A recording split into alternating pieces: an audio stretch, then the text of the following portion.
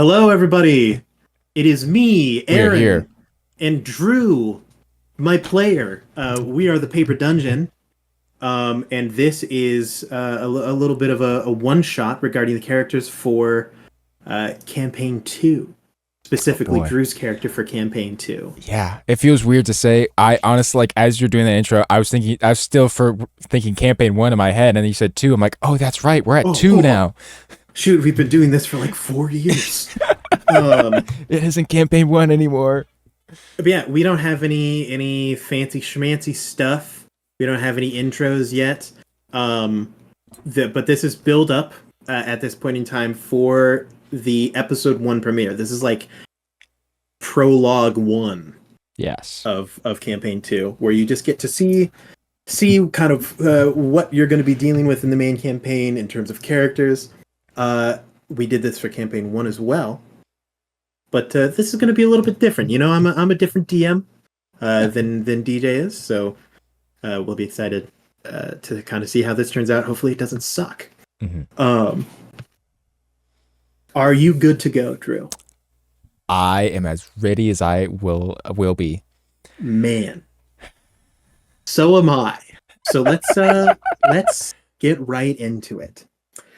Uh, we're going to kind of take our camera view of where we are. We're gonna pan out into the darkness and zoom in on the kind of like, I don't know the right term for it, on the civilization of Evandrel. Evandrel is a desolate place, surrounded by cold mists, and hanging in the gray sky is this kind of pallid, yellowish green light. This sunlight brightness that is almost sickly. And floating all in the air around it are these chunks of arcane debris. Now, Evandrel was not always like this. In fact, this change happened pretty recently. For you, it was only 4 years ago when the Day of Dawning happened. The ruler of this domain, which is currently known as the Shepherd of Finality, had some scheme, these machinations in place. For what purpose, you and most others are rather unsure about.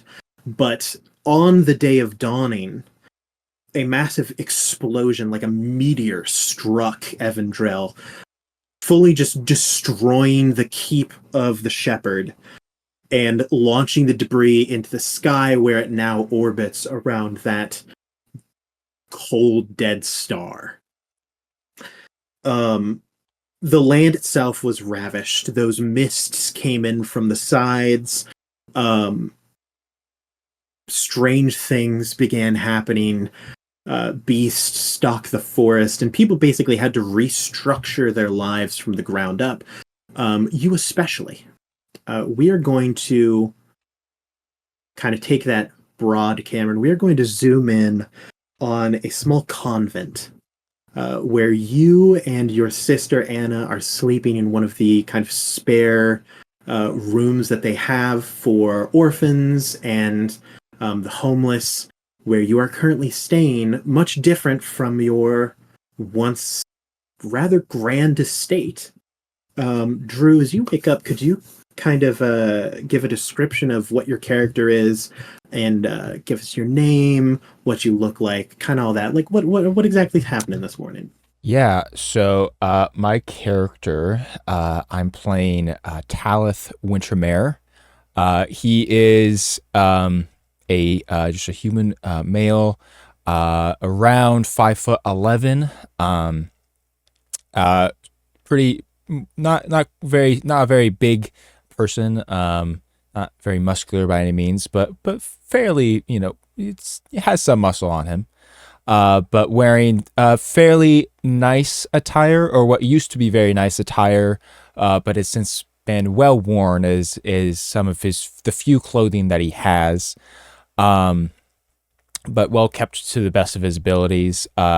Wearing boots, kind of what once were like maybe nice well made like pinstripe pants perhaps, and along with kind of a loose collar shirt with a vest, and this cloak that he's recently been given by the people that he stays with. Just this black and white cloak with this depiction of a sun kind of resting on the back. He has lighter skin with kind of grayish blue eyes and kind of maybe around jaw length black hair that is a little messy right now, not quite as well kept as it's been a busy past couple days for him. Absolutely. Your sister, who is lying in the cot on the opposite side of the room from you, also wakes. This is Anna Wintermere. Kind of the light of your life in a lot of ways. Pretty much endlessly positive. Mm-hmm. Just nice child. Currently, she is 13. You are 20. She's 7 years younger than you. And she kind of like hearing you kind of rustle as you kind of wake up and start to put on your boots and everything. Mm-hmm. You kind of hear her stirring in the cot across from you as she clutches a pendant that was given to her by your mother when she turned 9. Mm-hmm. The pendant obviously holds a portrait of your family that was painted back when you were much younger. What exactly do you do this morning? Yeah. So um,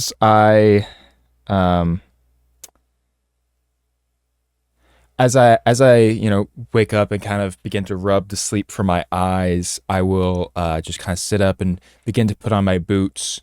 As I do, I will mentally call for Sirius, my snake familiar, to kind of to come over to where I am. Sirius, who is, I don't know snakes super great, so I apologize to anyone who watches our show and will be offended by my lack of knowledge. You snake enthusiasts. But a snake, maybe three, around 3 feet in length, a gray, kind of rough scales with these very bright blue eyes with the snake slitted eyes, named after Taleth's father, Sirius Wintermere. As he calls to Sirius, he actually reaches his hand down and lets Sirius kind of come up and crawl up his arm and kind of just wrap around his neck almost like a scarf Absolutely. as he finishes putting on his cloak, kind of hiding Sirius underneath it. And he'll after he does that, he'll make his way over to his sister and kind of just kneel down next to the cot. Anna, it's about time for us to get going. Are you? Did you sleep all right? She kind of like rolls over and just says, 5 more minutes. All right. Well, I tell you what, I'm gonna prepare some breakfast and just lay here for a few more minutes. I'll prepare breakfast and we can get started with your morning studies. Okay? You see, at the mention of breakfast, she like peeks an eye over her shoulder, and goes, and then really quickly close it and leans back down and goes, Do you think we can have bacon today? Sure. Sure. It's we're coming up on a special occasion, so sure I can see if I can get some bacon made. Okay. And yeah, she like nestles back in because she doesn't want to leave, but is also almost vibrating from the excitement. Yeah, I'll kind of like lean down and just kind of kiss the back of her head as I then stand up and just quickly just take a quick glance around, see if I notice one, if I want to see if I notice Melody anywhere, and then two, if I just see anybody else about, if I hear people kind of going about the beginnings of their day as well, just to see, and just if anything is maybe out of place. You won't even need to roll for this. You don't have a lot of belongings, so it's really easy to know if something is misplaced. You do see Melody, which is Anna's familiar. She has a blue Stellar J that is currently sitting poofed up to like twice its size in the window.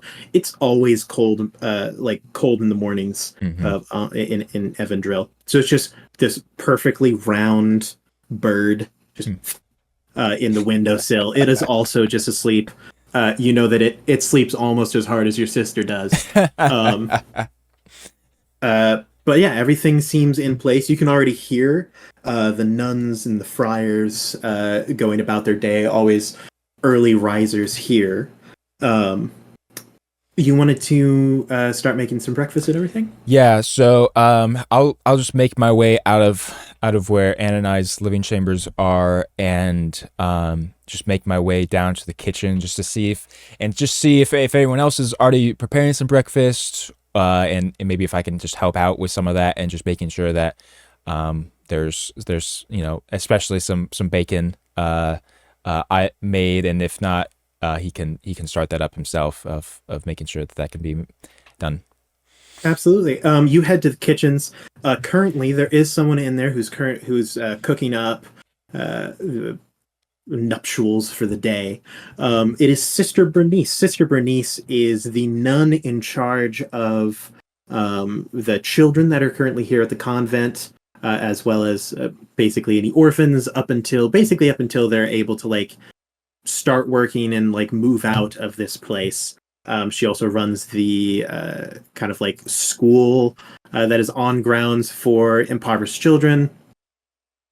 She's one of the key figures that like allows and brought you into this place when you first moved here.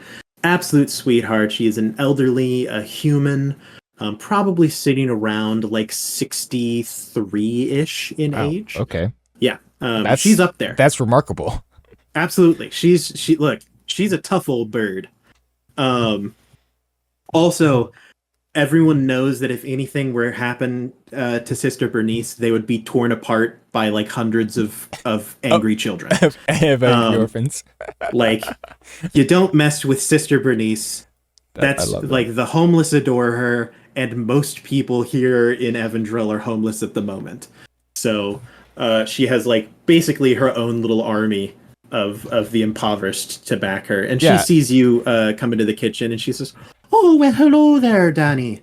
How are you doing today?" I'm doing all right this morning. Anna is still asleep. Oh, that girl! You got to start waking her up a little I earlier. She know. can't just be throwing the day away. It's already what is it, 7? I told her I'd give her a few more minutes as I help prepare breakfast, and by then she needs to be getting ready. Well, I hope that I see her walking around. You know, she has plenty. She has a bright future ahead of her. She really Sky does. bless her. Yes. But you know, she's gonna throw it all away with her lumping around like that. Well, yes. But I when she gets excited about things, I mean, she's there's no stopping her. Oh, she excited about something now. Something important coming up. Well, I've been telling her I have a surprise coming up for her. Actually, we're getting kind of close to I mean, as you know, as the annual celebration of the Day of Dawning, and Oh kind yes. of for May the the light shine down. yeah, Oh yes. heavens. But I have been kind of preparing a special thing for her as in celebration of that. So Oh, she's aren't you such a good brother? I try. Thank you. Is there Have you anything taken I any? can help with here this morning? I'm sure Oh, there's lots to do well, to get everyone fed. well, I've got batter now, so if you can just finish stirring it up for her, and then for all the chillin', and then I mean, I trust you enough with a ladle, and a frying pan. So if it's pancakes today, they're of course going to be a little flat, but you know, we make do with what we can here. That's right. Try not to portion them too large. We've got plenty of kids that are all looking to eat, and you know, we can't spare too much for everyone. But uh, yeah, I would appreciate your help. That would be plenty fine. Of course, of course. Um, Yeah. So yeah, I'll just to my best abilities, just make myself useful. At this point, I'm sure I'm fairly used to how Sister Bernice kind of works in the morning with the kitchen, doing this. Absolutely. Being one of the few people here who actually is an adult, who Mm-hmm. isn't who isn't just one of the Yeah. sisters or Yeah. You're priests. pretty much like the only person above the age of 15 Yeah. that is like allowed to live here. And that's mainly due to like Sister Bernice avidly fighting away anyone who Yeah. says that Yeah. you like Yeah. It's shouldn't live here. right. Um, So yeah, so he'll just kind of do his regular thing, just making sure everything is prepared. And yeah, and helping create some of these lovely pancakes. Absolutely. You having planned for this, you did previously buy some thick cut bacon, which is definitely a specialty for you. Mm-hmm. Because I mean, it isn't like you guys are wealthy enough to afford meat regularly. No, no, not at all. Um, so you can kind of sneak that into a pan as well. Sister Venus will smell it, and she'll kind of shoot you a look, but she like zips her mouth and throws away a key. She knows that it what kind of what you're about. Yeah. Um, sure enough, Anna, the moment the bacon hits the pan, it's like she can sense it. She appears in the doorway like a starving wolf on the outskirts of the woods. Um, and you all sit down. Sister Bernice won't have you like serve the kids. Mm-hmm. That's her job. She can do it. But now that everything's cooked, um, you and Anna kind of take your plates and sit in the back corner and eat the bacon first before the kids get Yeah, there. uh-huh, that's right. And then probably around 20 to 25 orphans head in, Yeah. all living here at the convent. And Sister Bernice just starts dishing out flapjacks like uh-huh. a pro, Yeah, wiping off like kids that have somehow already gotten syrup in their hair, like haven't even gotten served yet. She's like, oh yeah, goodness right. me, my Timothy! I swear, were you sleeping in the vats? What? Where did you even find the syrup? He's like, I don't know. It was here. And she's like, oh, we've got to get you washed up. This is so not presentable. And she's just bustling around. She never stops moving.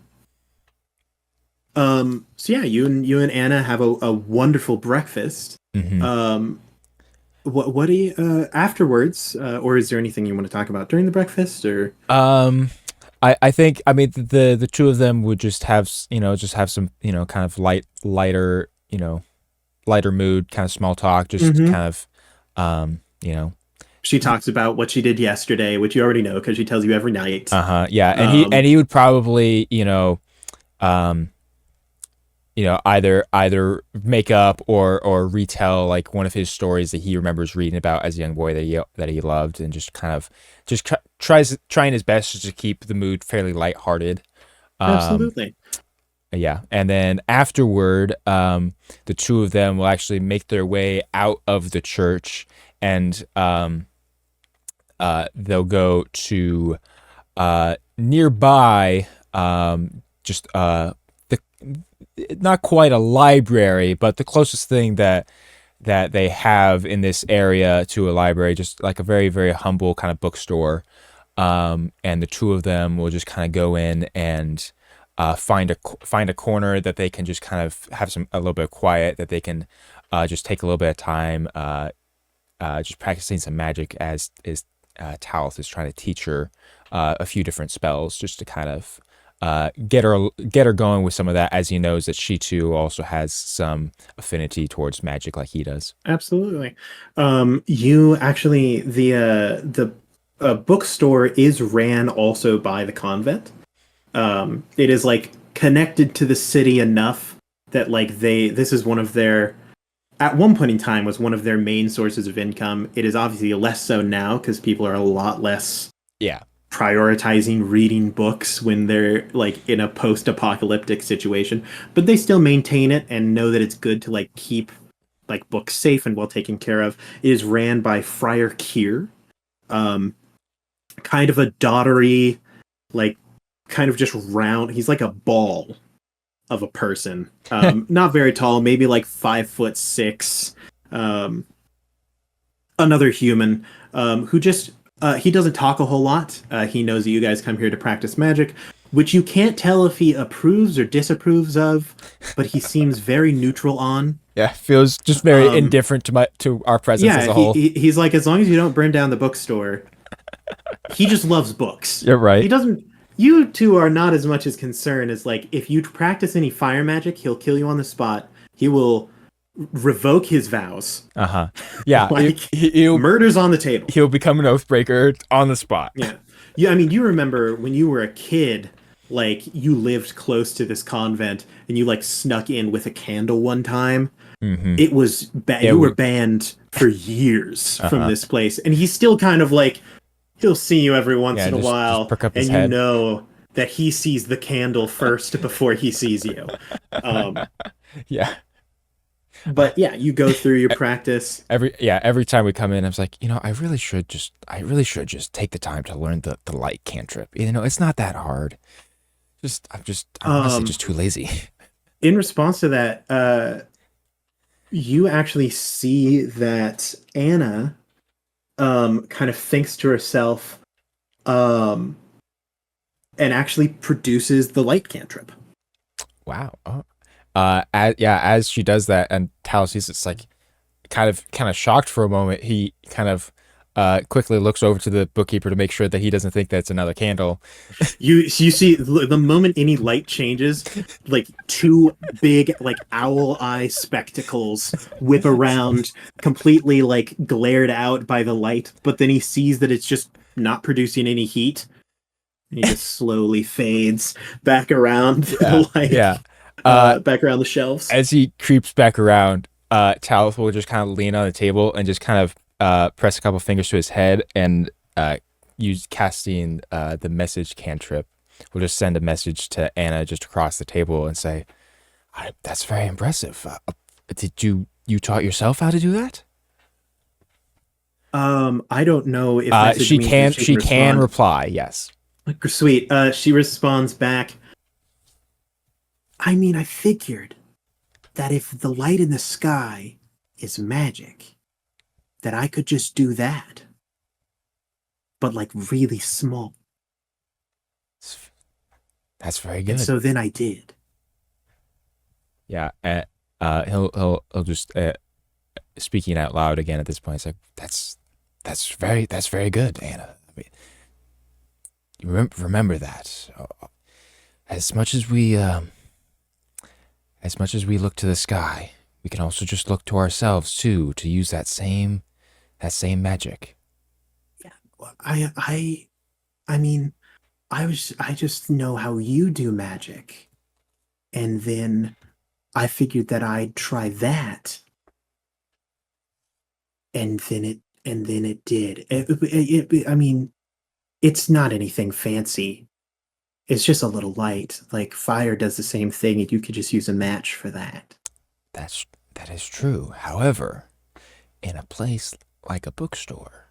Yeah, you hear match, and immediately like the eyes are back. It's like, In a place like a bookstore, it is actually quite nice to have just some light on hand. yeah, I've been reading books. It's really nice when you're under the covers, and Have you been staying up late and no, reading no, books?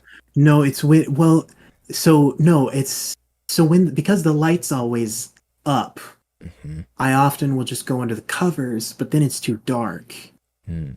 and so it's during the day. It's during the day. Okay. Okay. Do I believe her, Dia? Insight check. Boy, first roll. Uh-huh. Uh-huh. Uh-huh. Yep. Yep. This is technically Anna's second roll Insight for me, but of that will only be a 10, DM. well, she rolled a natural one, so yeah, no, it's a lie.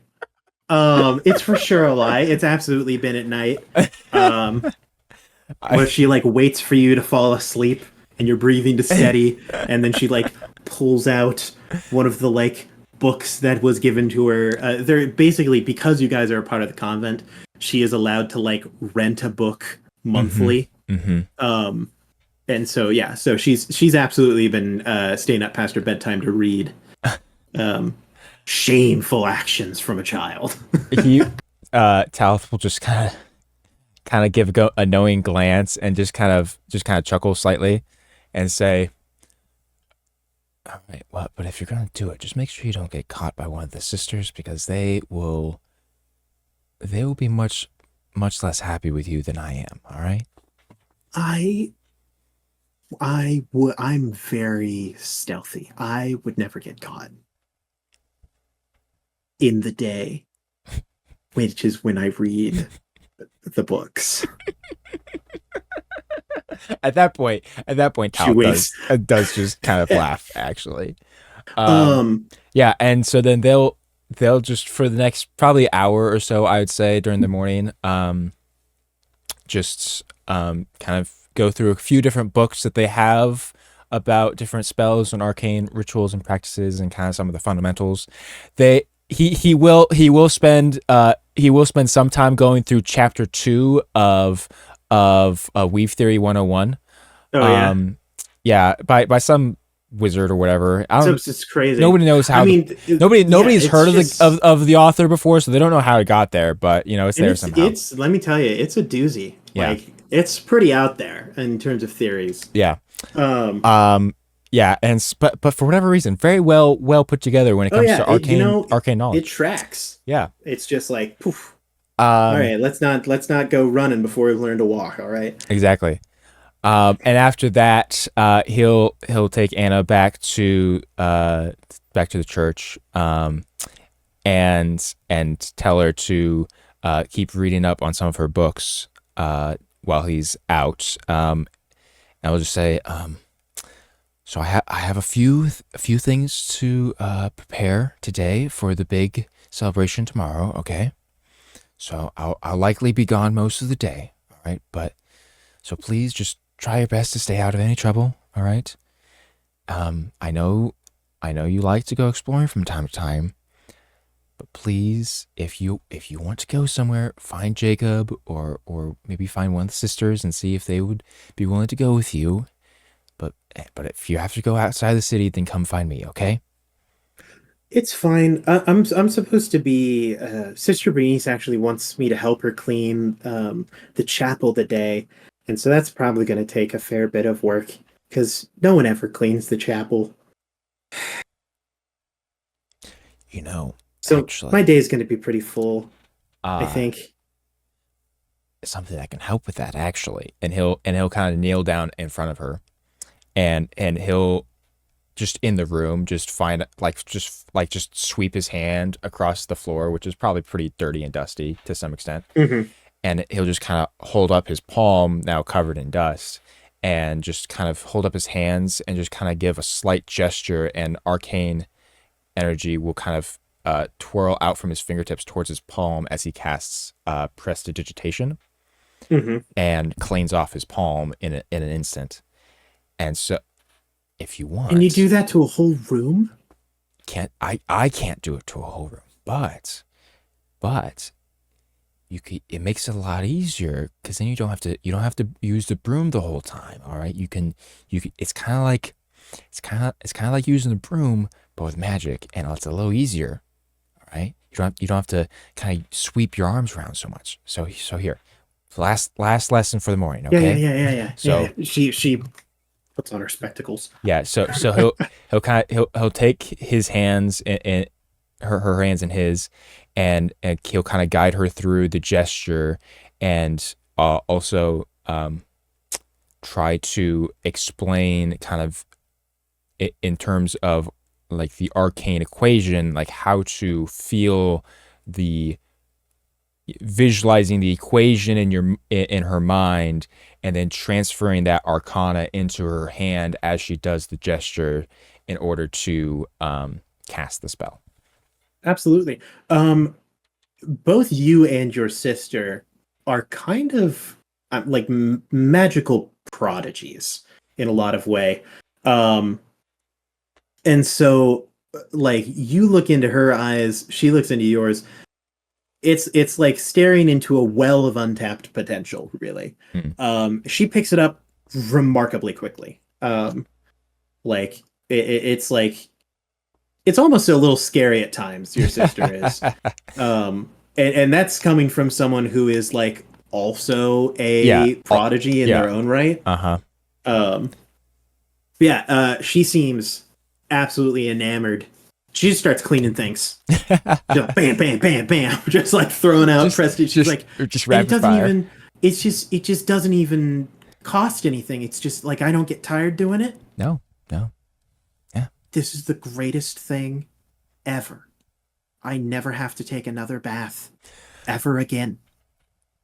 I can just use magic. Yes, that is Magic true. is incredible. Yes, that is true. It's very helpful for that. Personally, I would still recommend taking a bath at least once in a while, okay? Because otherwise, everyone else is going to get a little concerned, okay? Because not everyone is as, you know, feels as okay with some of those things as you and me. This power truly is a curse. Bam, bam, it just starts cleaning stuff again. You leave her to her cleanliness machinations. Yeah. Where would you like to head out to? Yeah. So, uh, after he leaves, he is gonna go just to the marketplace nearby and just restock up on whatever supplies he needs for tomorrow. Mm-hmm. Just making sure he has a couple extra rations. Making sure that, and he will also kind of in a more of a hole in the wall, uh, in kind of in one of the more darker alleys, find the equivalent they have to an arcane shop, Yeah. and procure some of the supplies he needs. Absolutely. You walk into the store of it. A store is an aggressive term for what this is. Yeah, yeah. It's basically like a stall that is set up with dead wood and an old tarp just hidden in the side of an alleyway that is ran by Saphrax the Alchemist. Nice. Like Um, this guy already. uh, yeah, Saphrax. How do you explain Saphrax? Uh, Saphrax, well, first off, is a rather tall and lanky goblin.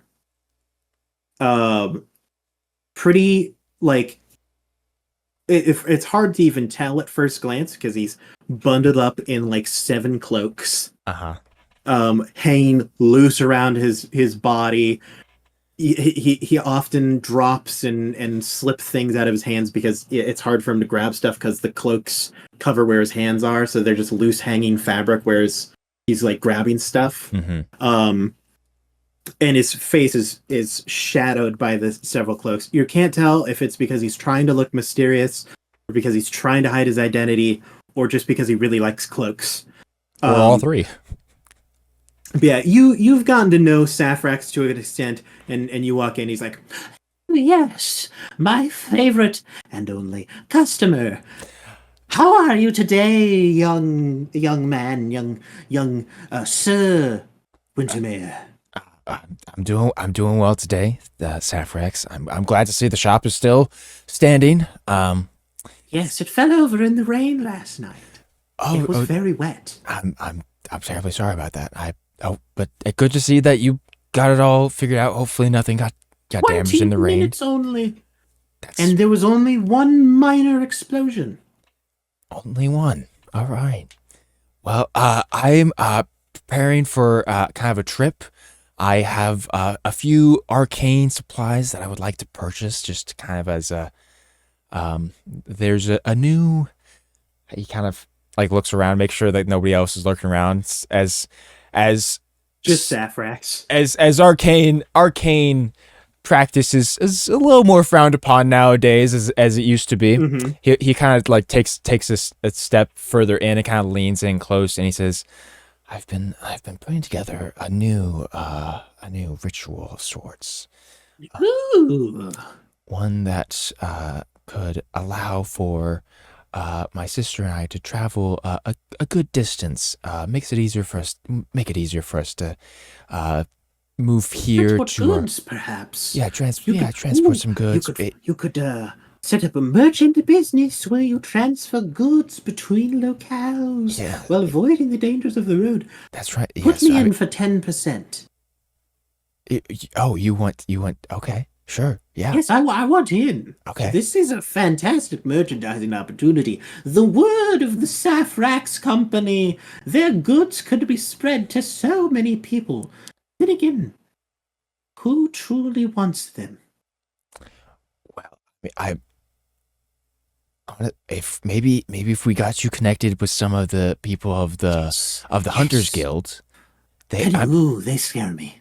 well, that's true. They are Have you scary, seen them? They're all big and burly and covered but in wolf pelts. but they could use some of your trinkets and items that you have here. You know, they Yes. help enhance Yes. their abilities or their Yes. weaponry. Yes. Very stringy. Anyway, so I just need. Well, I was hoping just to get some fine chalk from you. Oh, yes. What, a chalk? And then also, I was hoping if you had any mana crystals. Oh, yes. Do you want them powdered, shattered, or whole? Or all three at the same time? I tell you what, I would love if you're willing to strike me a deal, I'd take a little bit of all three. Well, tell you what, I'll give you. Here's all three. I've got some chalk. Any tinctures, potions, mixtures, Ooh, actually, dentures? We sell dentures. Well, I've been stepping into what? the dental field. Oh, really? Okay. Yes. I don't I bought need a pair of pliers. I feel very ready. I don't need anything like that. That's okay. Thank you though. Good teeth. Good teeth. Thank you. Yeah. I if you have some potions, maybe I mean if you had I know they're hard to come by, but maybe a couple health potions. Um we're planning on taking a trip soon to go visit Oh, and the woods our are very dangerous yes. these days. Very dangerous. Yeah, Slip into the yes. mist and never seen again. Yes, the fog and mists have been especially dangerous recently. Yes, Safax doesn't like the mists. but we're hoping to visit our old family estate and Oh, yes, say hello. visit our parents. Yes. Yes, tell them old Safrax bids them well, bids you well. Terrible things happening these days. Terrible, terrible things. Yes. Tinctures, potions, mixtures. More and more. He like rifles through the equivalent of a cardboard box, which is all of Safrax's inventory. Uh-huh. And he pulls out just like first he pulls out a handful of chalk, like not full chalk, like chalk dust. Oh, He's like, yeah. They're getting closer. He dives back in head first. He's rifling around. He pulls out the things and he's like, "I'll tell you what. Good deals. Tell them it's a promotion that I'm running specifically for friends of Safrax, which Safrax has one of. It's you. And I Write me in for 10%. And what can you give Safrax? I rummaged through my own coin purse, Ooh, coins. Novel. and also some of the rare kind of trinkets and like maybe some like herbs and possible broken artifacts that Taleth has recovered from some of his ventures into the ruins of the tower. And he will say, well, if Safrax is getting hungry, I have some coin that could be used to purchase some Coin food. not good eating. That's true. You can't eat the coin, but you can Gold use bad for the digestive system. but you can use the coin to purchase food. Okay, yeah. Safrax has never considered this. Or I do have some rare medicinal herbs and plants that could be possibly interesting for some of your experiments that I know that you are Yes, always forged running. plants. Saphrax can do with forged plants. Or I do also have I have this, and he'll pull out this metal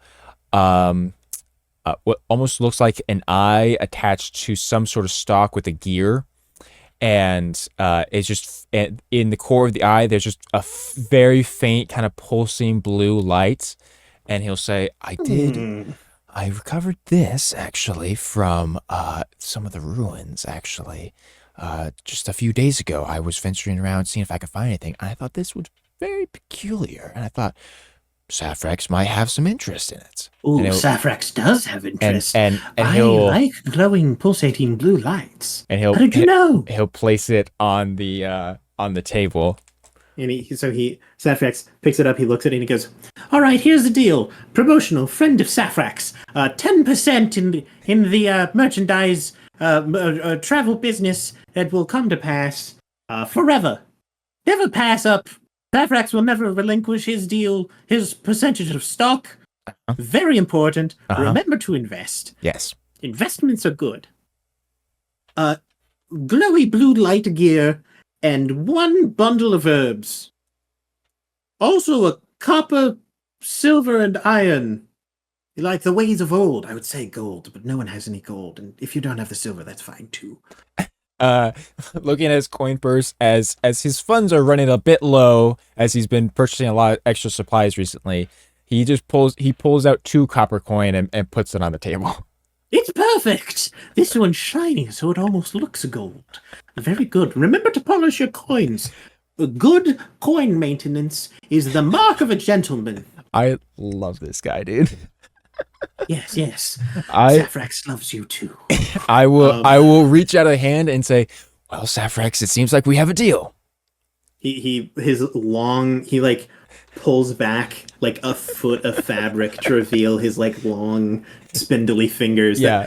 Like he's not a big guy. No, like no. he's a goblin. Like he's a small creature, but his hand, like he can almost touch his thumb while it's like shaking. Oh, with yeah. his fingers. He has like really long, spindly fingers that are like almost bulbous, like they should be suckered at the end. Oh, yeah. Yeah. I get But what like you mean. it's yeah, spindly fingers.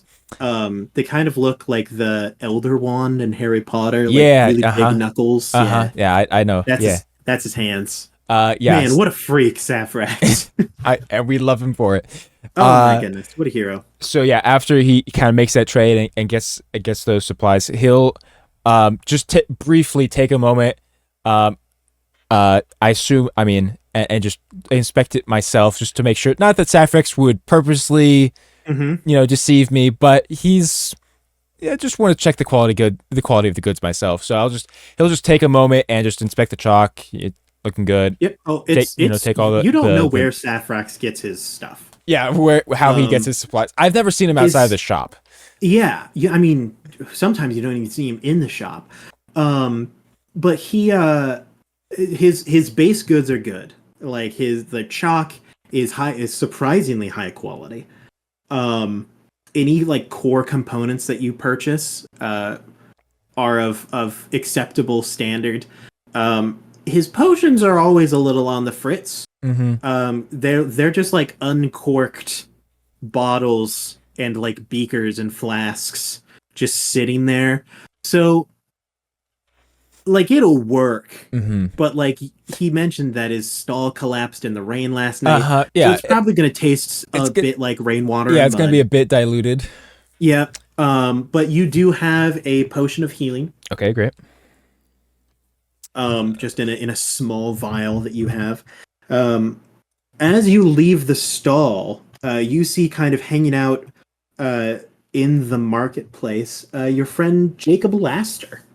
You can tell he's like leaning against one of the food stalls, and you know that he's like probably going to steal something in the next 2 minutes. Oh, yeah. He's got the look on him where he's like, "Yeah, I'm just hanging out here. I've been doing this for the past 10 minutes. Nothing's gonna change until it does."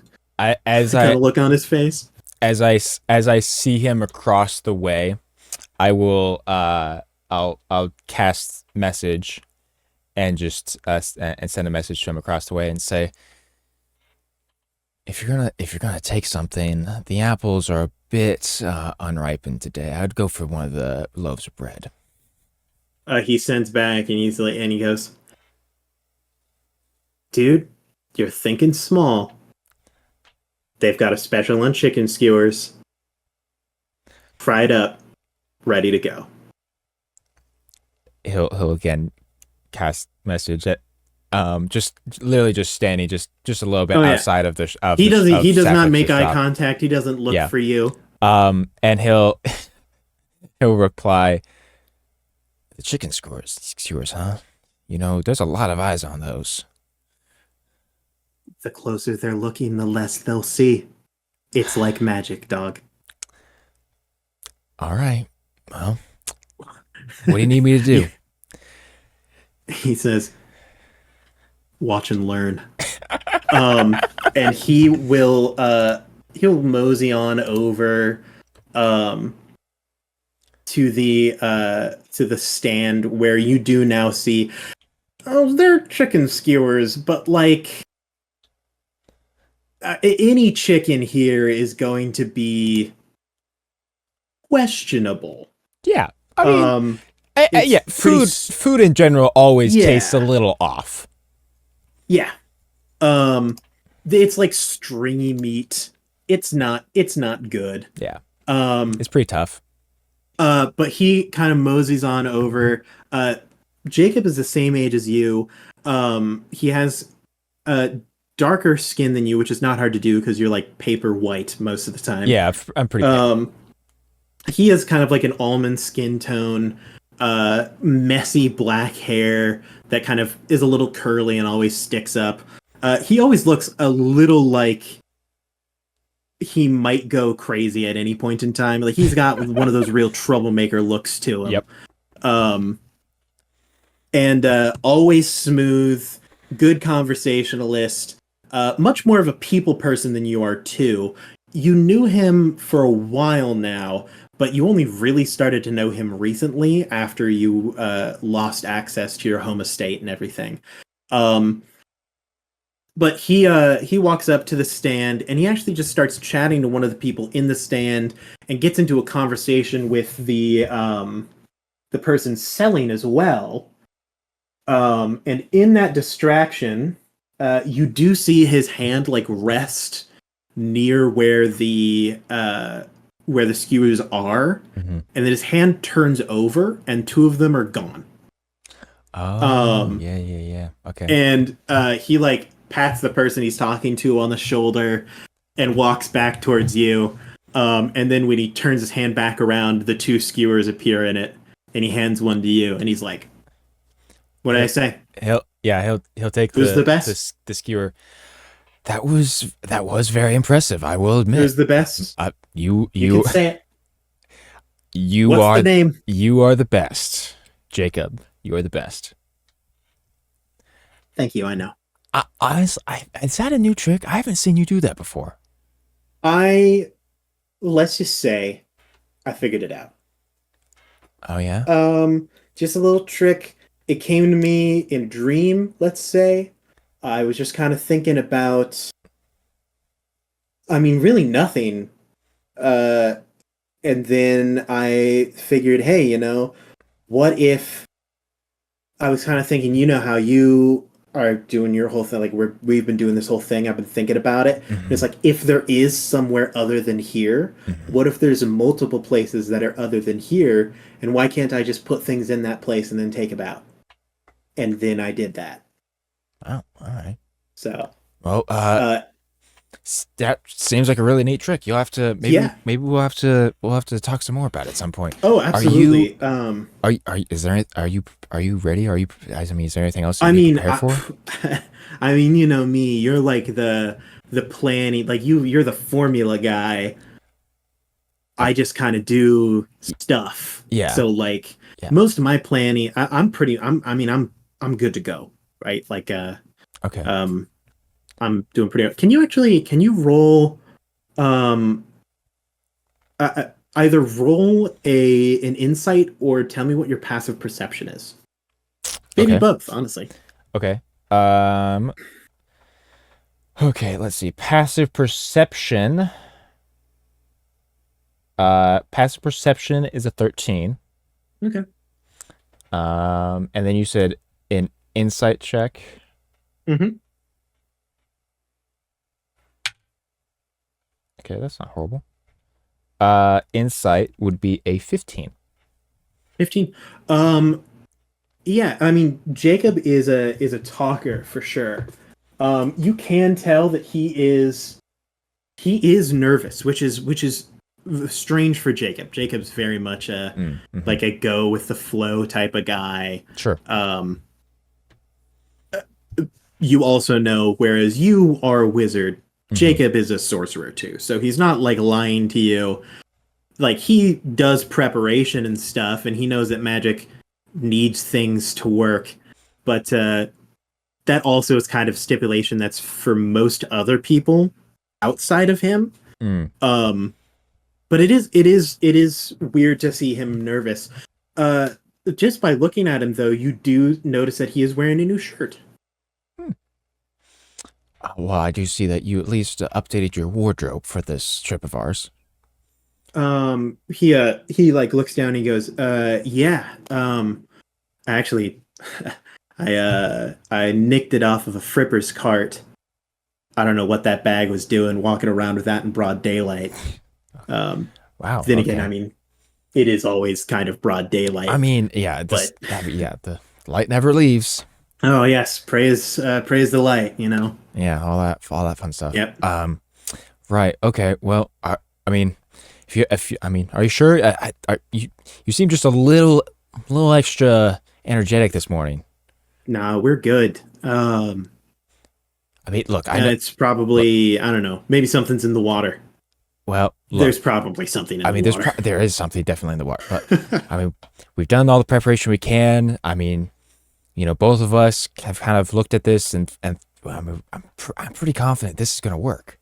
I mean, look, man, I trust you, dog. I really think. Look, I mean, hey, you're the magic guy, right?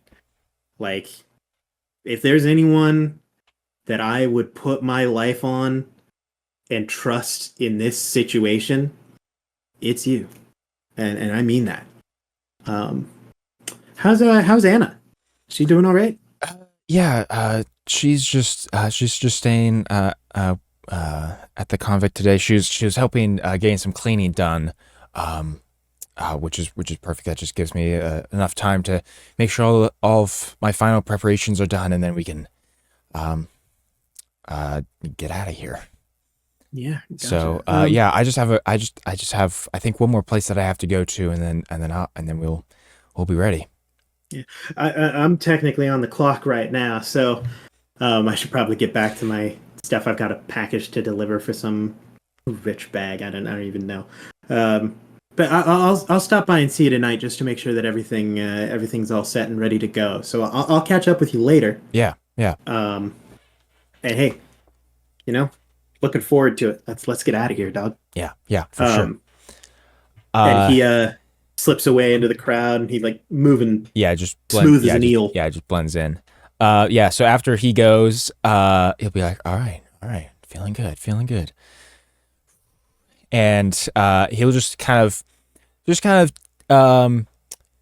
still having a good amount of time on his hands. Will just kind of take his time, kind of going through the rest of the city as he does, just kind of going through his notes. Just kind of talking to himself, kind of talking to Sirius, kind of going just back and forth, just reviewing everything in his head, being like, okay, so we're gonna leave if first thing in the morning, and then once we get to the estates, I'll set up just on the main floor, just in the sunroom. Should be a good spot. Yeah, and then we'll do that. All right, and then so yeah, just kind of talking to himself as he's just going through, Mm-hmm.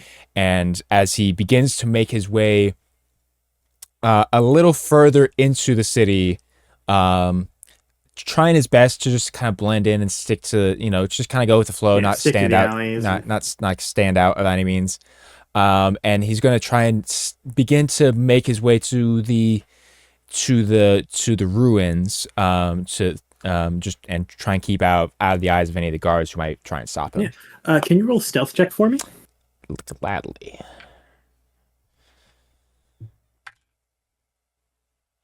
Okay. All right. All right. All right. Stealth check. That would be another 15.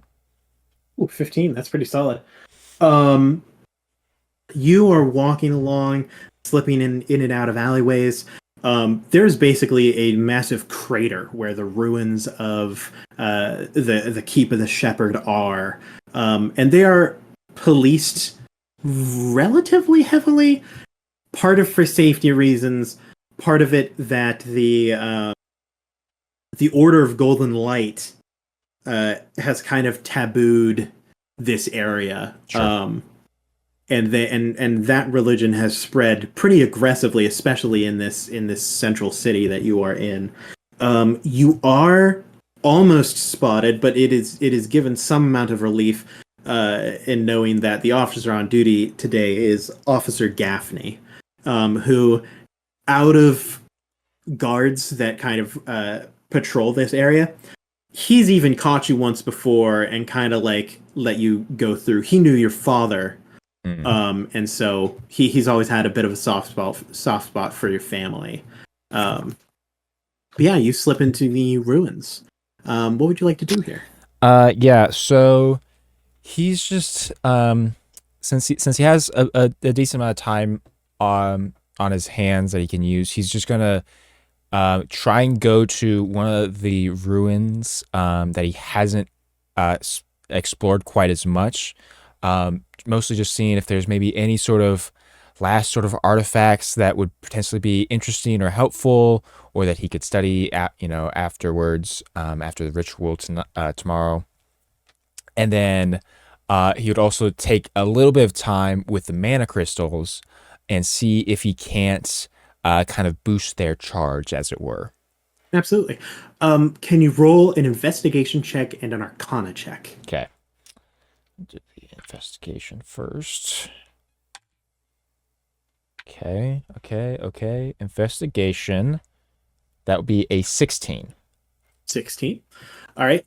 So yeah, so you head into the keep was massive. Like it is its own full estate that like dominated the majority of like the city before the day of dawning occurred, and people have had to expand outwards from that point. Sure. But it was a multi-tiered, like multi-building estate practically, um, with massive spires and towers that is now had 75% of it launched into the air that now orbits that glowing light in the sky. And then the other 25% has been turned into rubble and sand that you dig through and scavenge. One of the last places that you have to look through is actually you found a cellar door that leads to kind of root cellar below ground, which seemed to have escaped a fair amount of the blast. Oh, okay. And in there you find a couple of cool things. Clearly, it did not escape the full blast, because there's evidence of flames having been shot through, like around the cellar door. Even as you open it, the door basically crumbles into ash itself. Oh, okay.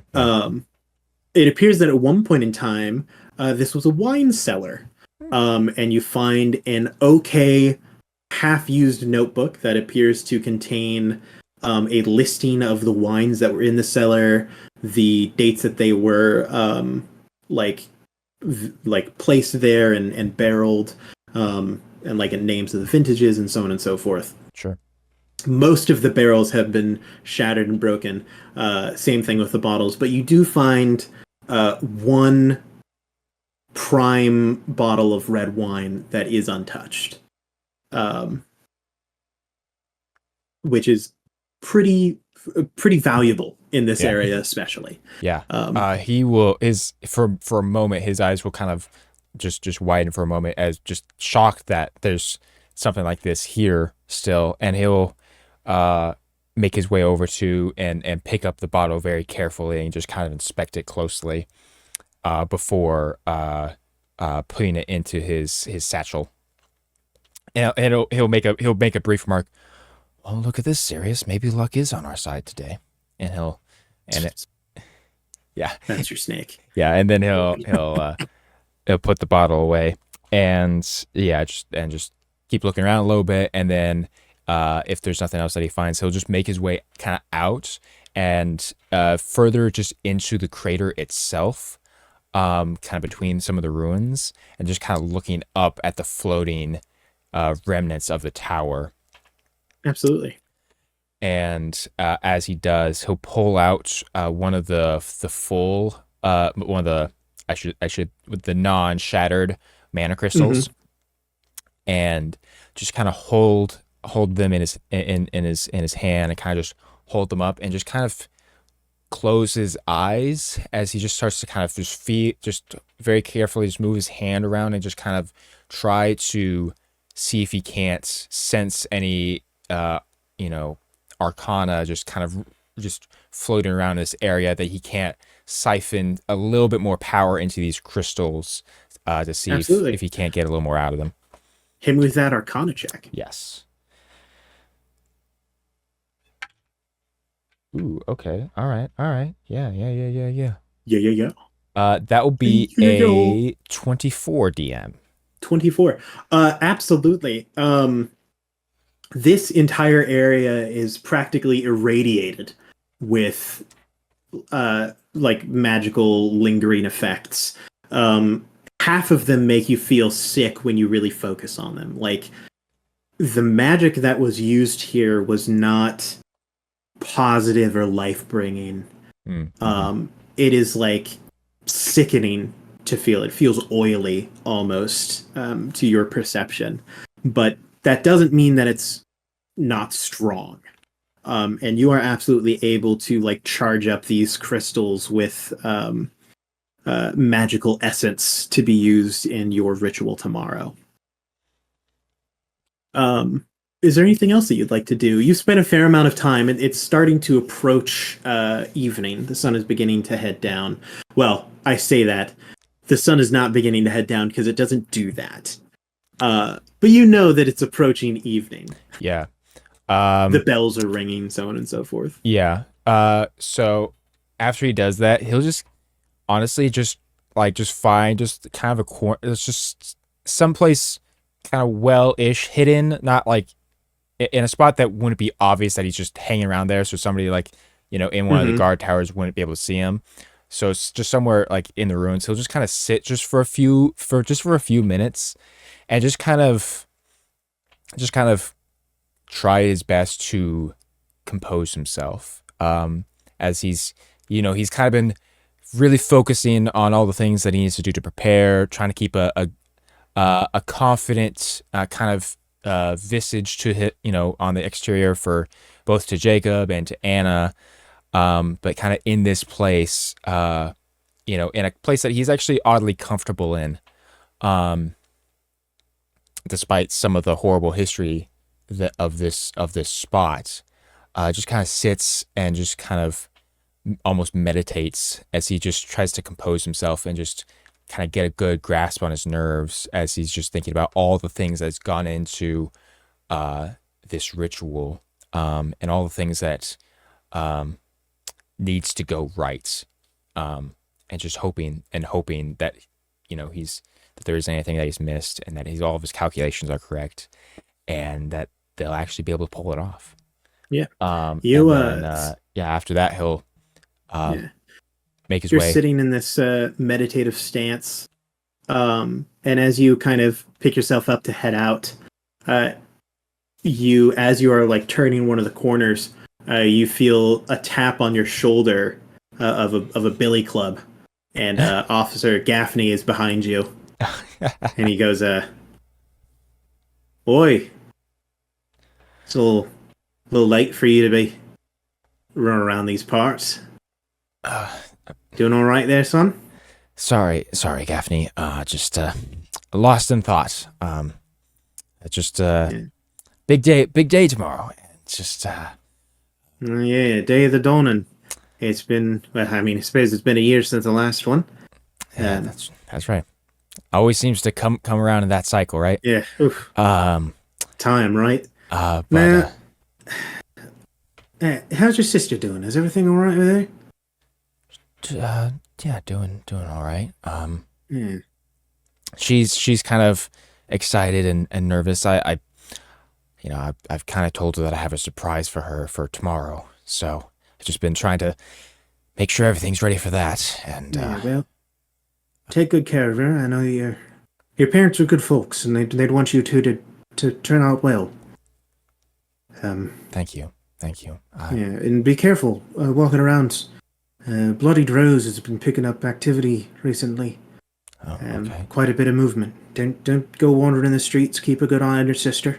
Are they? And, Do you know? Are they here in the city? I mean, they're always around. Well, I suppose that's true. There have just been more conflicts between them and the wolf pelt recently. They've been sparks have been flying, and I'd just rather not have good folk get caught in the middle of it.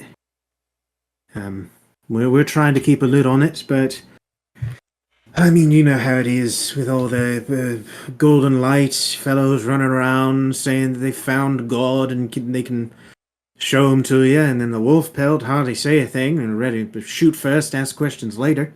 And then I don't even know about the bloody drows. They're a whole mess in and of themselves. It'd be way better if they just stay up in the northwest near their ships and docks and whatnot, but they gotta go running, messing around.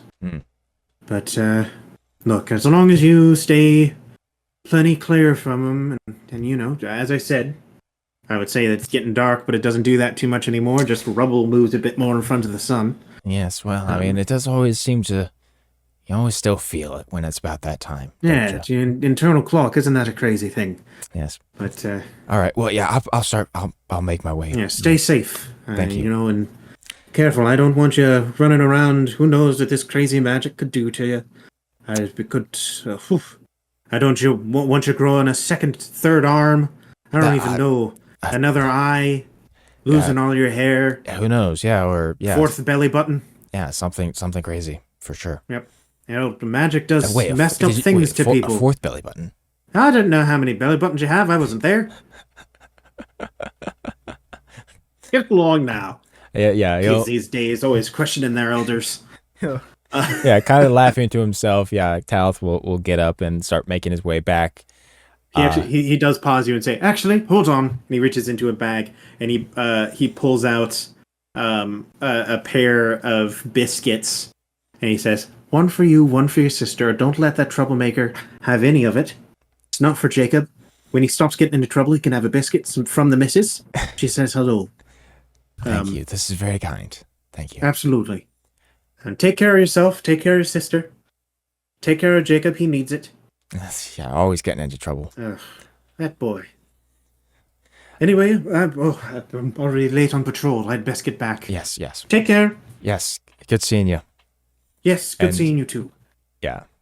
Finally start making his way back. Fantastic. I mean, nothing stops you on the way back to the convent. You get there. Jacob is actually hanging out in your room with Anna. Oh, okay. Yeah. Well, actually, not in the room. You see him walking with her from the chapel where she has just finished up cleaning. Mm-hmm. He has just been talking to her, not helping at all. You know for a fact that he would not. Yeah. But he sees you, and his face brightens up. Hers does as well, and they kind of rush over. Yeah. He'll. As they come over, he'll just kind of give a quick hug to both of them, and he'll just, as he kind of holds both of them, he'll say in a quieter tone, "Right, well, tomorrow's the big day, and I actually have a special surprise, a special gift for us tonight, and celebration for tomorrow." And you got me a present you didn't need to. And he'll kind of usher both of them inside to their room. And he'll pull out the biscuits for Anna and himself, and feeling a little bad, he'll split his in half and give it to Jacob, and Jacob thinks of saying something snarky, and then chooses not to. and then he'll actually make double checking that the door is shut. He'll pull out the bottle of red wine and say, "Managed to snag this vintage in the ruins today, actually." Whoa. As he pulls out his dagger and will begin to cut the seal and pull open the cork.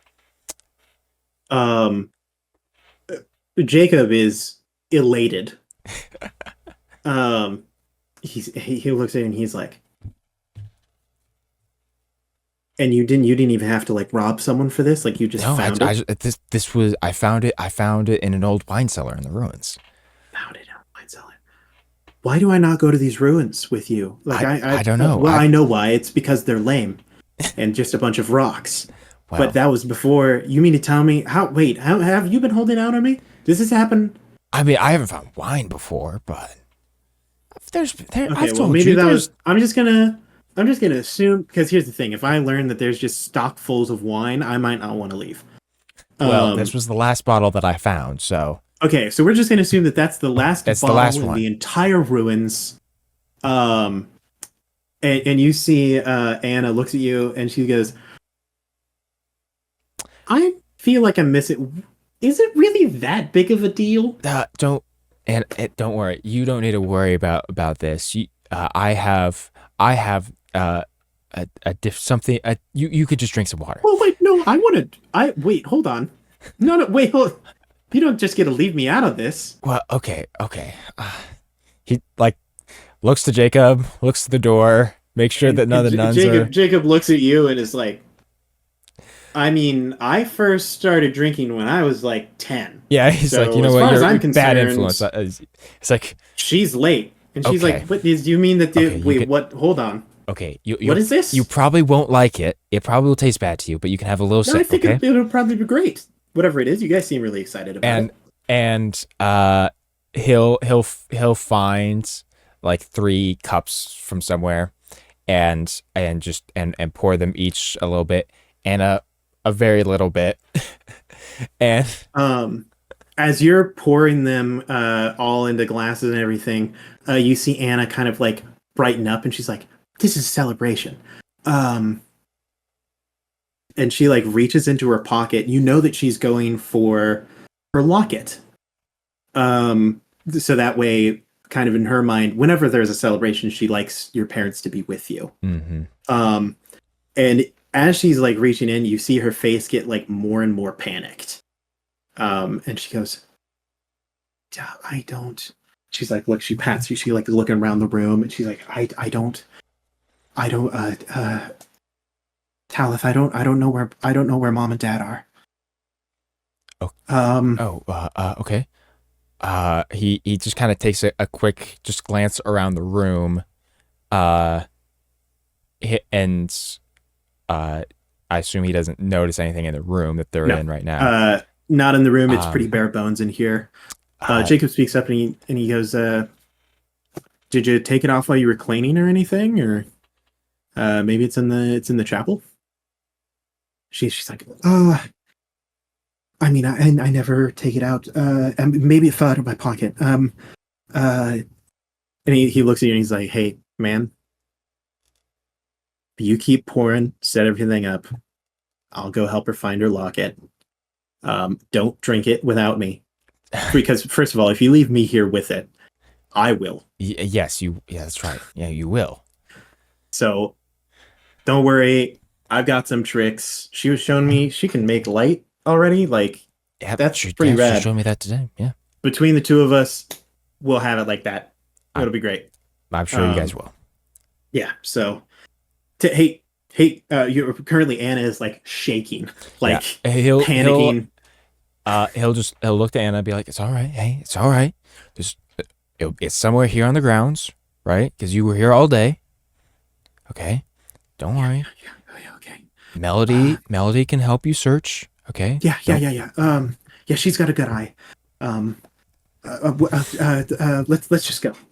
So her and Jacob get up, head out. Mm-hmm. She gives a real low, quick whistle as to not wake anyone. Melody flies from the window to join them outside.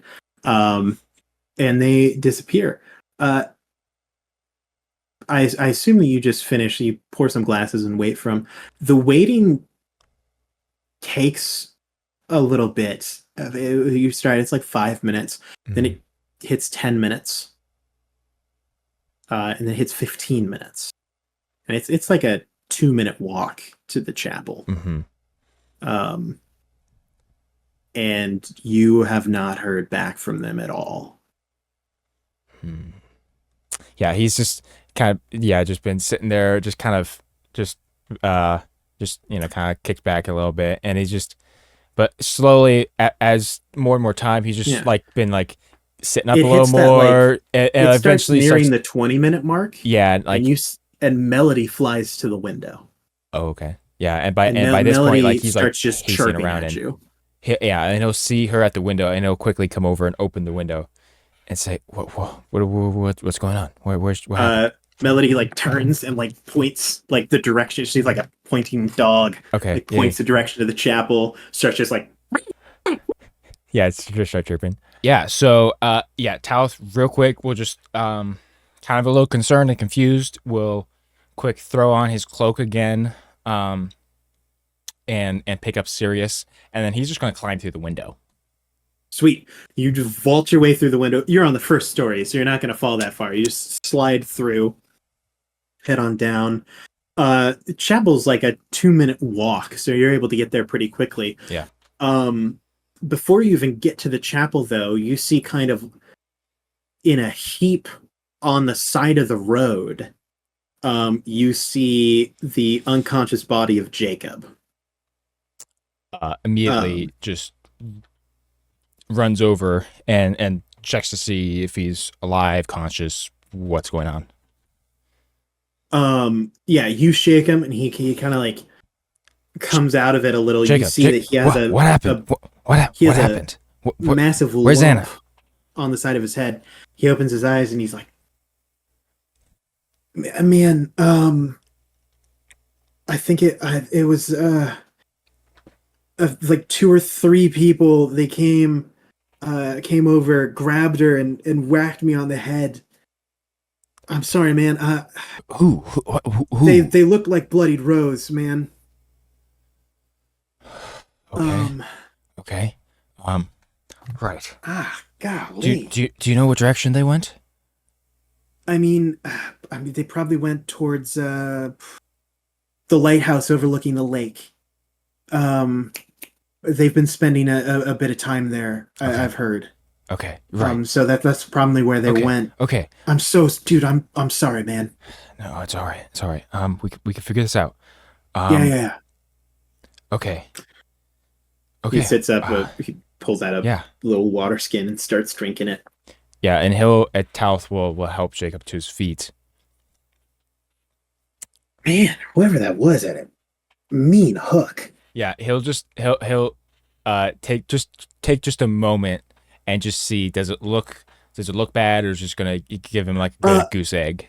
Yeah, you don't think that it's going to be like, he may have a minor concussion, but that's here in Evandrel, that's like par for the course. Sure, yeah. He'll probably be fine in a little bit. Okay. But it's going to leave a nasty bruise for a good several days.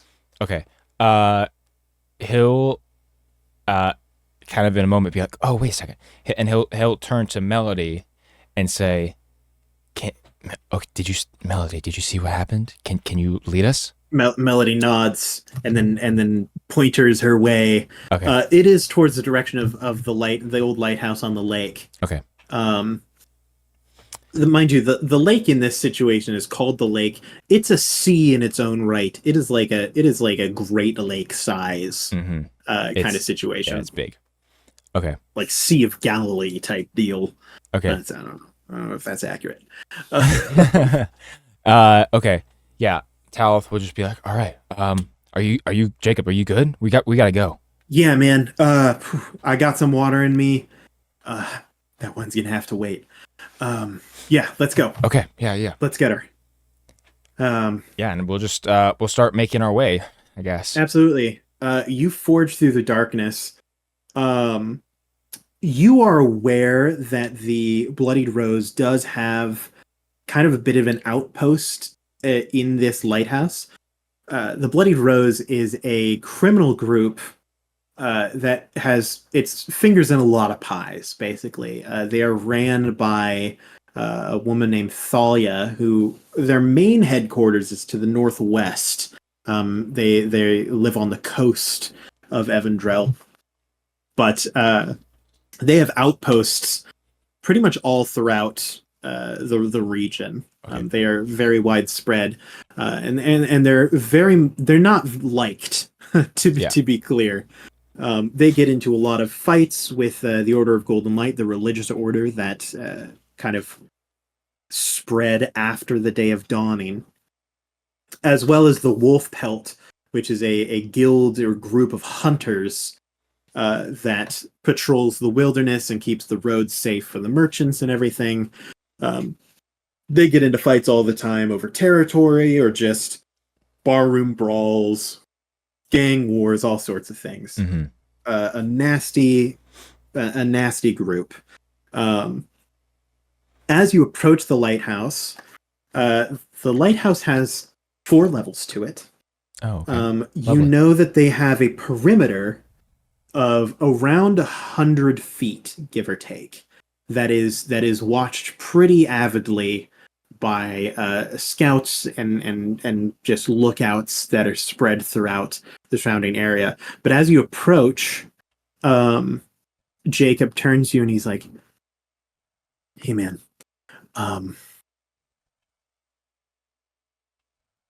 so the bird's clearly telling us that she's in the lighthouse, right? Yeah. I know a way in that'll Okay. get us past the perimeter. Okay. Me and some kids when we were little, we would hang around this place and run around and hide. And there's a maintenance tunnel that leads into the basement of that place. Okay. And then Okay. we'll just need to find her. Okay. And that's nearby. Yeah. I mean, it'll take a little bit of searching. It's basically, I mean, it's like a hatch in the ground practically. And it's been 10 years at least since I found it, so I don't know in what repair it's in. I barely even remember where it is. So if you could give me a pair of eyes, between the two of us, we should be able to find it. Okay. And then Yeah. we'll get in. Yeah. Let's do it. I mean, what's our plan? Do we just raise hell like when we're in there? I mean, well, okay. So I'll tell. I think. I mean, this thing has got to be full of Bloody Rose people, right? So like, I mean, we can't take. It's not like their main headquarters. Like it can't be like 60 people, right? But, I mean, it's probably but maybe like a dozen though, right? Like, do you think we could take on like a dozen people? Maybe 10 of them are asleep. Okay. Well, I tell you, I could take on 10 asleep people. all I have is the magic that I know, which I will admit is not focused towards combat. Okay. And I have this dagger. Okay. So what do you got? what do I might be able to set you up for success. I mean, I can hold my own. I can do a little bit of damage. Okay. I can start some fires. Okay. Sure. Okay. Well, okay. I tell you what. How about let's find this hatch, okay? And then once we find the hatch, we'll sneak in, try and be as quiet as possible. Start with the stealth. If something gets hairy, we just gotta go. We just gotta go for it. We just go in. Yeah. Like if somebody spots us and is about to raise the alarm, we gotta take them out. Okay. Okay. All right. Deal. Let's just. It should be around here. It looks like a cellar door. Okay. But it's always overgrown. Okay. Melody, Sirius, make sure nobody sneaks up on us. We're gonna look for this hatch. Absolutely. Sirius goes periscope mode. Yeah, 100%. Just starts surveying the situation as Melody circles above. Can you roll a perception check with advantage? Okay.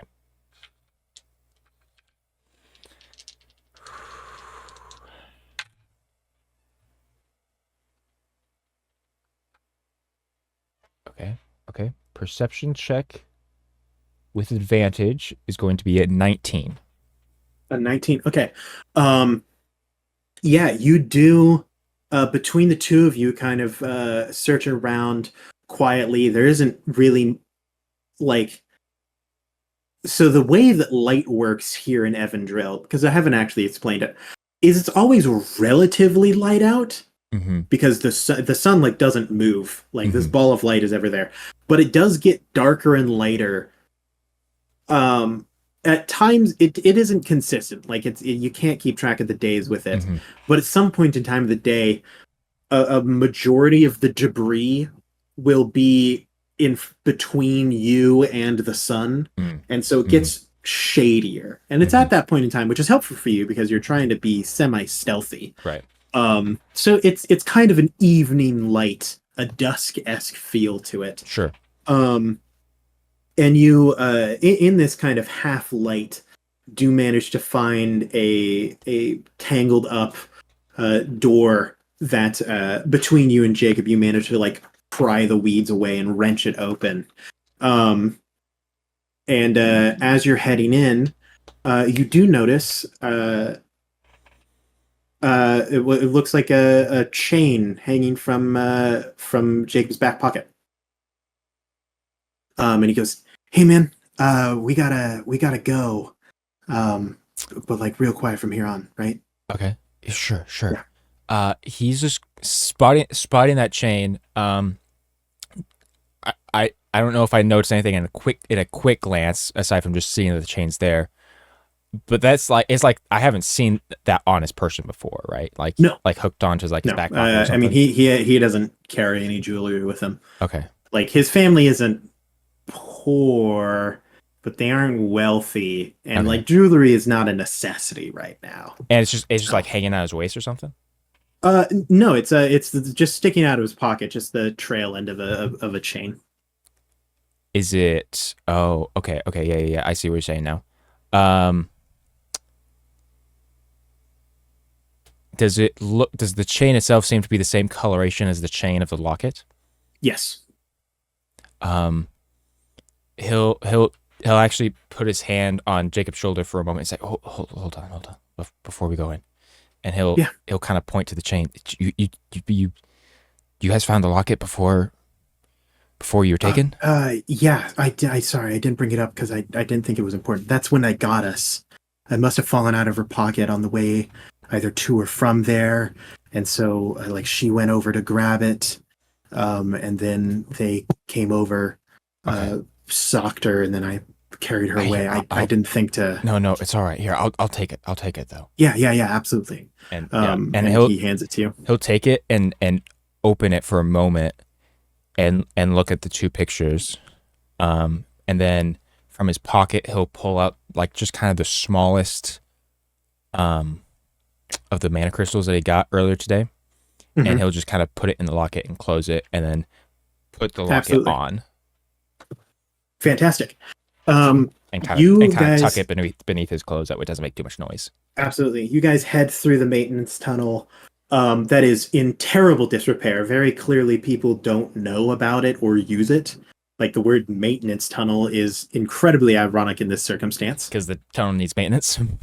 Yes. And sure enough, after you travel literally around 100-ish feet, you reach another door, and you hear Jacob real quick just kind of offer up a prayer, and he's like, "Please don't let someone have just put something, because it's going to be really awkward if we're going to have to walk all the way back." Um, and he like puts his hand on and goes, and it goes, and managed to push open the door. He catches it before it makes too much of a thud. Yeah. And he's like, "I don't believe in the great ball in the sky, but at this point in time, I'll put my faith in just about anything." Yeah, that's right. I'll take anything. So So let's go quietly. And Uh, yeah, they'll very, very quietly, try and make their way. Question, fantastic. Yeah, DM. I want to clarify something in regards to what I do not and do have and do not have at this moment. Um, absolutely. do I possess currently my shadow touched feet? Yes. Okay, Yes, you would. okay. So I'm just going to keep that in mind because kind of in my back pocket, if needed, I'll keep in mind that I can turn one of us invisible if need be. Gotcha. Do you have dark vision at this point in time? No, I do not actually. Okay. Well, that's okay because one thing about Jacob is that he is strikingly good at navigating through the darkness. Oh, that's good. So as long as you keep a hand on him, he has never had any trouble. The amount of things that you got up to where like you super should have gotten in trouble, but it was dark and he just ran through it like it was light, not a problem. Um, so between you and Jacob, he manages to get to the cellar door and he's like, now as a fair warning, we don't know what's through this door. Right, So right, I'd right. recommend that we maybe just be ready to blow things up now, Okay, just in case we open the door okay. and there's Um, 30 people there. if if we have to make some like a quick escape, I can turn one of us invisible. Okay, it should be me because clearly my life is worth more than yours. Well, I, I don't know. You seemed like you were more confident in a fight earlier. um, I no, I feel like I'm confident when we're in a fight. Fair That's enough. what it is. Fair enough. Not to say that I couldn't, but I'm not the type to go guns blazing. Yeah, yeah, Uh, yeah.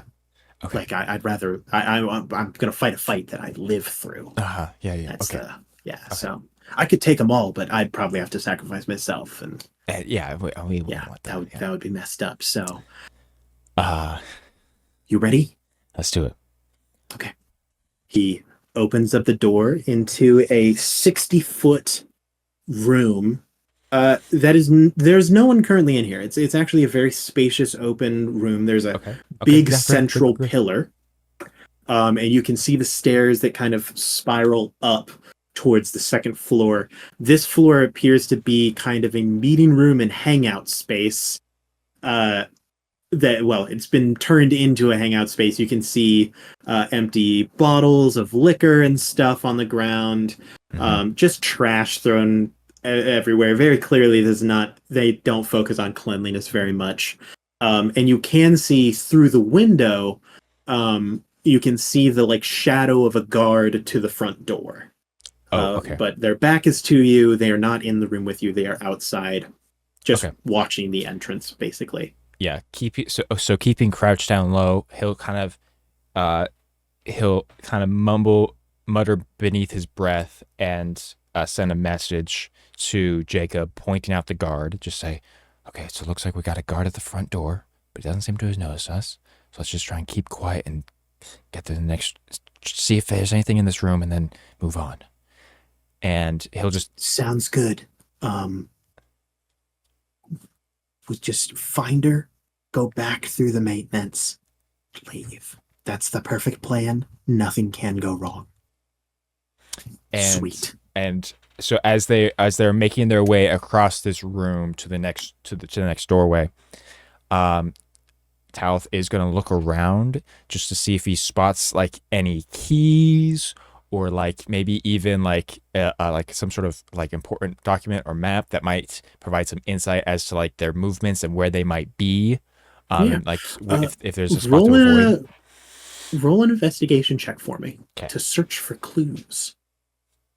Um, okay. Okay. Investigation.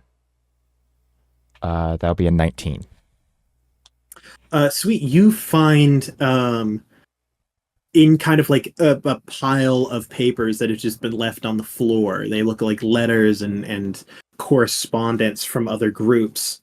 You see a piece of paper that has written on it fog line progression, and then a series of distances. Oh, okay. And What this references, you don't entirely know. okay. Okay. But it was dated recently, so you know that this had happened. It's like over the past month, like weekly progression updates that was all sent in one package. Okay. And does it seem to be just with the numbers that is providing? Is it like a pattern or just a clear increase? Yes, you can tell that they're all just saying that whatever this fog line it has moved a steady pace consistently over the course of a month. Okay.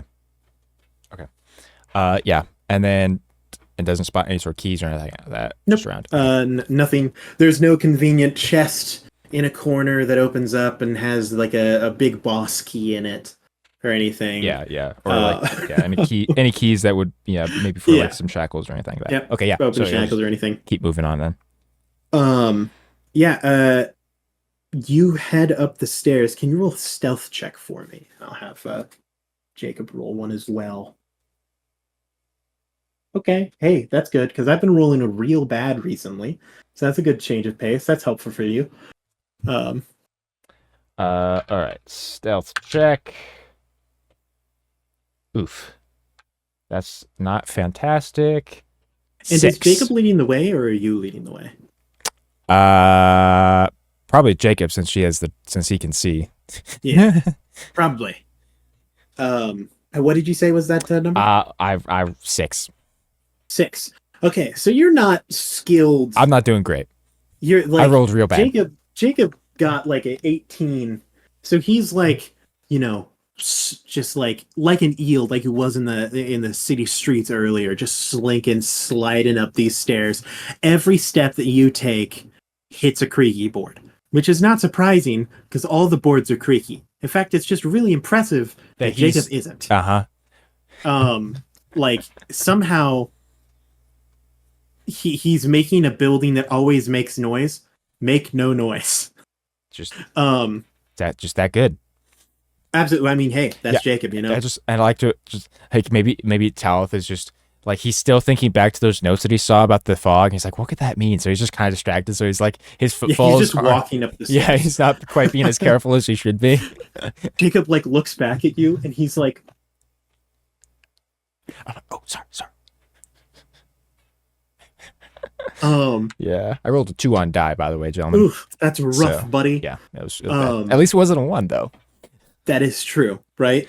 So you two make it upstairs. Thankfully, I'm considering it a group check, so 50% of you need to succeed. That's right, and 50% rounds up. Yep, that rounds up, baby. You walk into the next floor up. This one is a 50-foot room. You know that it's kind of a conical shape for a lighthouse. Mm-hmm. So each room gets reduced by 10 feet. So on the second floor up, this is very clearly kind of the barracks. You can hear before you get there. There are people snoring.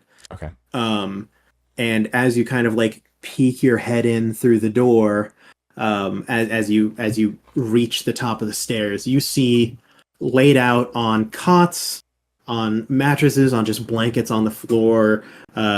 Most of them are like resting their head on their packs and everything. There's probably around 12 to 15 people asleep in this room. Okay, yeah. All right. That's a lot. And Jacob peeks his head up and he looks at you and he looks back at them and he looks at you, and you don't need to roll an insight check. He's looking at you and he says, how much do you really like your sister?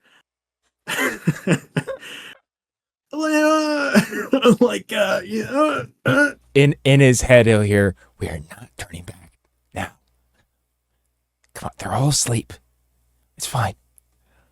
We could. We could just turn around and go. I thought you said that there was probably like 12 total. Like in the whole. Okay, fine. This Look, is just 12. This is a sleep. look. How about this? You stay They here. sleep in, You they sleep in shifts. That means that there's like 24 people. you stay here. Keep an eye on them. If something goes wrong, just light the place on fire. I'll keep going. I couldn't burn you alive I'll find another way out. by jumping. Like looks at like this. Is there a window near him? Yeah. It just looks out at the lake. Yeah, you're already 20 feet off the ground. By the time you get to like the very top, you would be 40, 50 feet off the ground. And he's like skimming through his spell book. He's like, I don't have featherfall. Well, of course you don't have featherfall. We live on flat ground everywhere. I didn't expect it. Okay, let's just keep going. No, it's fine. It's fine. Clearly, I mean, if anyone's going to get caught, it's going to be you.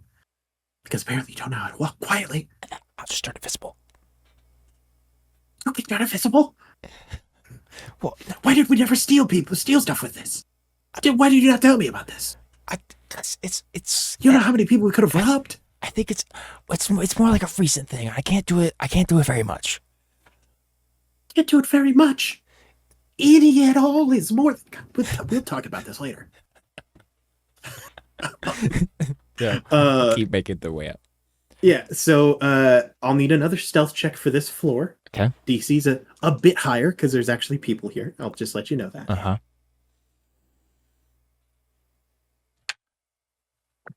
Okay, that's better. That's better.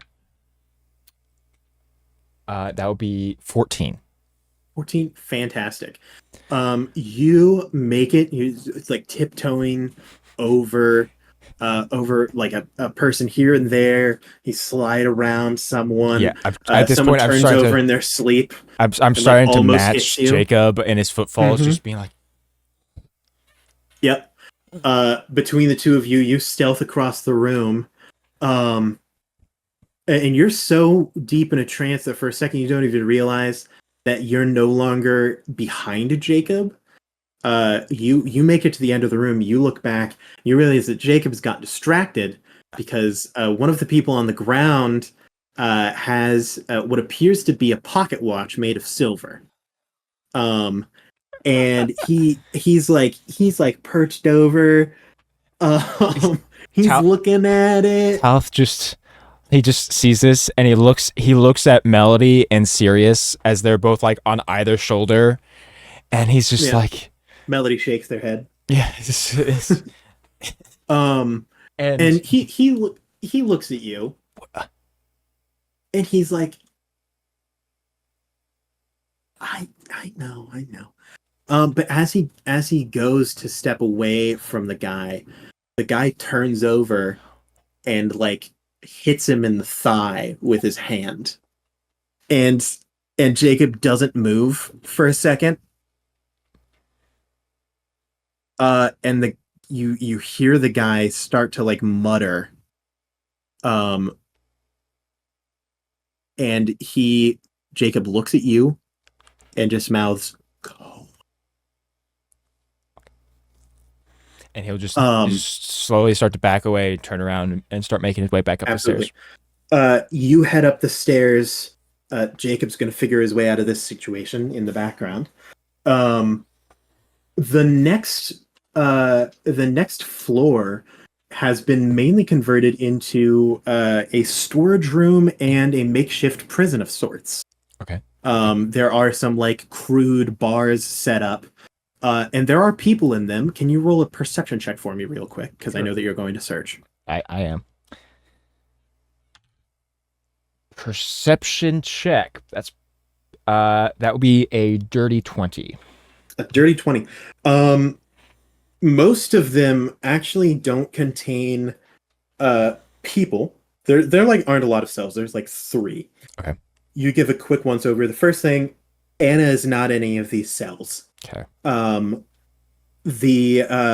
you do see Sitting in one of them is Lucius Lavernicus, someone that you knew as someone who at one point in time was good friends with your father. He was another noble um, who has lost everything after the Day of Dawning, and now is kind of the local drunk. Very, very far fallen from who he once was. And he's kind of like bleary-eyed, looking around, not fully aware of his surroundings. Looks like he hasn't eaten in several days. Just kind of sitting in the cell. But Anna is not on this floor. Okay. He's just gonna quit. He's gonna try and quietly and quickly walk over, and he'll say, Lucius, wake up. Lucius. Quiet. Yes. Yes, boy. Hey, Lucius. Yes, servant, fetch me my cane. Yeah. Oh, hello there. You are the winter mare. Oh, sorry. Wow, we're talking. And he will send a message to Lucius's mind, and he'll just say, "Okay, try and keep quiet, okay? Do you know where you are right now? We're in the lighthouse by the lake." You hear in response in his mind, he says, No, I have already gone to the doctor. The voices shall not claim me once again. I am Lucius Lavernicus, fourth in line of the Lavernicuses, and owner of the Lavernicus estate. Lucius, it's me, Taleth, the one in front of you. I'm talking to you in your head, okay? He says to you, yes, you are in front of me right now. Have you seen Anna? The people of the Bloodied Rose, they're here. They took her. Yeah. Anna, sweet girl. Terrible things. Such a sad story. I don't know. She hasn't spoken to me recently. Not a lot of people do. But, some people came by a little while ago with what appeared to be a limp sack. Okay. Did they keep going up? Yes. Yes. They did go up, I remember, because it was one of the few times that people walked by without beating me savagely. So, that was a nice experience. How long have you been here? Time. Such a thing. Sometimes I wonder if any time has truly passed. Maybe I've always been here. But it seems like a terrible place to be for such an important man such as myself. So I'm sure that at one point in time, I was not here. In which case, I was elsewhere. Have you seen any keys or anything like that? I think that they may be on the table over yonder. He points, looks around a little bit. bit. There's a ring with 3 keys on it. Okay. He'll ask Melody to fly over and grab that real quick. And yep. And he'll look at the 3 keys and just try them on the door of the cage that he's in. Sure enough, one of the 3, we'll say the second one that you try, opens up the door. Okay, great. And he says, yes, I've been freed from this prison, as rightfully should have done to the son of Lavernicus, Lucius III, Esquire. Okay, great. Are you? Do you have any wine? I give him some water. Yes, a drink of the gods. Bless the sun and the sky, whatever it had to be. Okay, although perhaps it was more. Do you have a way to escape here quietly and quickly? I have a pair of legs. Okay, great. Go do that. I could throw myself from the window, like the boy with the wax wings. Sure, whatever you want to do. I don't really care. I'm going to leave now. Close to the sun. I'm going to leave now. And he go and tell. It's just a storage room. Perhaps they have wine here. He just begins to rummage through boxes. Yeah, Taleth is just he will keep the keys, but he's just gonna be alone. Yeah. Um, He better not just you know, he was expose me. at one point in time, he was the administrator of business direct to the governor. That time is gone. That was long ago, and I'm Um, just gonna keep making my way yeah, up. you were a small boy when that was the case. You walk up the last flight of stairs, um, to the very top. The way that the lighthouse is built, the top layer of it is entirely glass. And then there is basically a massive brazier Oh, that sure. is on stilted legs, so that you can see across the entire way. And then above it, there is basically a rotating mirror that is powered by a windmill on the top of the lighthouse, so it spins itself. The lighthouse has not been functioning, like no one has had any reason to use it. Like going out on the lake is madness. It's like it's even worse than traveling through the trade routes. No one knows what's in the water. Sometimes the mist covers the lake and people just disappear forever. Hmm. So there's been no reason to use the lighthouse at all. The top of it has actually been converted into almost an office of sorts. It is a 30-foot across circle. Okay. That brazier takes up a 10-foot square in the center of those 30 feet.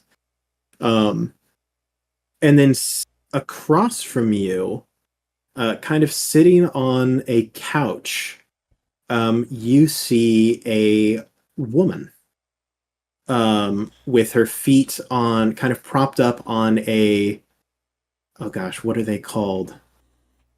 On an ottoman. I remembered the word for the furniture. Yeah. Kind of on an ottoman in front of her, and you see asleep with her head on her lap is Anna. Okay, so Anna's asleep. Yes, Anna's asleep on the couch. The woman Kind of is shrouded in darkness from this angle. is it clear that she sees me? Uh, that she knows that you're there? Yeah. It's hard to tell. Mm-hmm. Mm-hmm. I'm sure. She certainly hasn't said anything. Okay. Yeah, I just like to imagine like at first, like just coming up, like it's just like he's just peeking above and it's just like Taleth with Melody and Sirius on either side of him, just barely just peeking over as they survey and look around. You go periscope up and you raise the snake. That's right. That's right. Yeah, just looking through his eyes, just what do Sirius, what do your snake eyes see? And yeah, and he'll just take a deep breath and just step, still confidently but quietly still step up the rest of the steps and see if he can't get to his sister. Absolutely. It's a pretty wide open space. Are you trying to still stealth at all, Oh or boy. I mean, is it possible I'm definitely trying to be quiet. And if possible, like, is the brazier lit? No, the brazier is not lit at the moment. Okay, so there's not like that, like there's not like any sort of like burning lights, No. He'll try his best to kind of keep like behind, like to the shadows that there are and kind of like behind the brazier and see if he can't just get closer and just kind of get a better look at like who this person is who has his sister. Roll a stealth check first. Okay. Just to see how successful you are at this endeavor that you're pursuing. That'll be a 12 for stealth. Okay. And then roll a perception check. Let's use this time. Perception is only a 10. It's hard to get a good look because like the girders that are supporting this massive brazier are like thick, heavy. The way that the light is right now, your eyes are not terribly attuned to it. Yeah, it's real dark. So like you don't get a very good look at her. You make your way around the brazier. And at the point where basically stealth is no longer an option at a certain point in time, right? Yeah. Do you choose to enter into that area? I mean, yeah, he's got really no other choice. So he's just gonna Yeah. just take a breath to Sweet. himself. He's gonna make sure that both Melody and Sirius are like hidden or out of the way, out of harm, and then he'll just step out and try and see what he sees, and perhaps confront this person. Right. Yes. So now that you step into like where you don't have to look real hard, your eyes have started to adjust, and some of the debris has clearly moved a little. So it's more like dim light rather than like mostly darkness. Mm-hmm. You see sitting on this duvet. I don't know if that's the right term. I'm not a couch person. Yeah, it's a couch. Yeah, it's a couch. Is a woman with rather pale skin, maybe even a little paler than yours. She has hair cut and draped to the side, where the part where it isn't draped has been shorn short. She is wearing like a leather breastplate that only goes down to about midriff, where you can tell that she is absolutely shredded or just incredibly lean. It's hard to tell. Maybe both. Probably both. And then like a darker leather pant that leads to like just pretty standard combatant boots. You see a large knife is strapped to her thigh, and she has long, like almost sharpened points to her nails. And her eyes are a piercing mix between like a bluish green and purple. That almost like are self-illuminating. And as she hears you and you step around the corner, she almost reacts more to your footsteps than your initial sight of you. Mm-hmm. And she holds up a finger and says, "Quiet now. I think it's a little bit past the wee tot's bedtime." And he'll just not responding at first. He just looks very, very intently at her and just notices the armor, the knife, and then he'll look at Anna. Is she unharmed at all? Is she harmed at all? You do not see any wounds, Okay. surface wise. You don't see any bumps on the head, bruising, cuts. And do I recognize who this person is based off of the description? You have never seen her. Roll a history check, really easy check. Okay. If this were Baldur's Gate, it would be like a 6. Okay. Yeah. That's a 16 on die. Oh, absolutely. So plus a good number. Yeah, this woman is famed for, maybe infamous is more apt. This is the leader of the Bloodied Rose, Thalia. Thalia is a pretty unique character in that she is a brutal criminal. Like pretty standard in terms of like criminal gang. Mm-hmm. But at the same time, she has a fair amount of supporters for one main reason. And it's that although she is brutal, she is not a liar. So like if she puts up rules, she sticks to them. If there is a tariff that she imposes and you pay the money for the fee, then she doesn't have a problem. She won't harm anyone who is following the rules that she sets, and the rules that she sets are overall reasonable. Now, not as reasonable as them not being there, and the punishments for disobeying are aggressive. But the kind of belief is that if Thalia tells you something, she's telling the truth. And she watches you with a predator's gaze. Mm-hmm. Like she has full knowledge that she could kill you. Okay. Uh, seeing who is before him, um, his kind of confidence is, beginning to wane a little bit, knowing who stands before him and the fact that he really just doesn't stand a chance against her. If it were to break out into a fight. In her head, though, she hears, as he again mutters under his breath to cast the message cantrip. What do you want with my sister? She responds to you mentally and says, "No, I don't want anything with your sister. No, it's you who I want something from."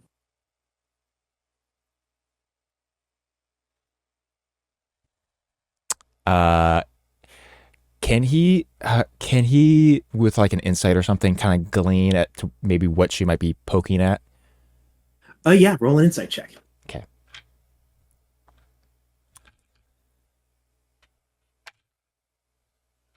Okay, not a great roll. 13. You think more through what you have to offer than what she could want. Mm-hmm. And you know that there is only one thing that you have that anyone else doesn't. Mm-hmm. Right. Um, with that in mind, how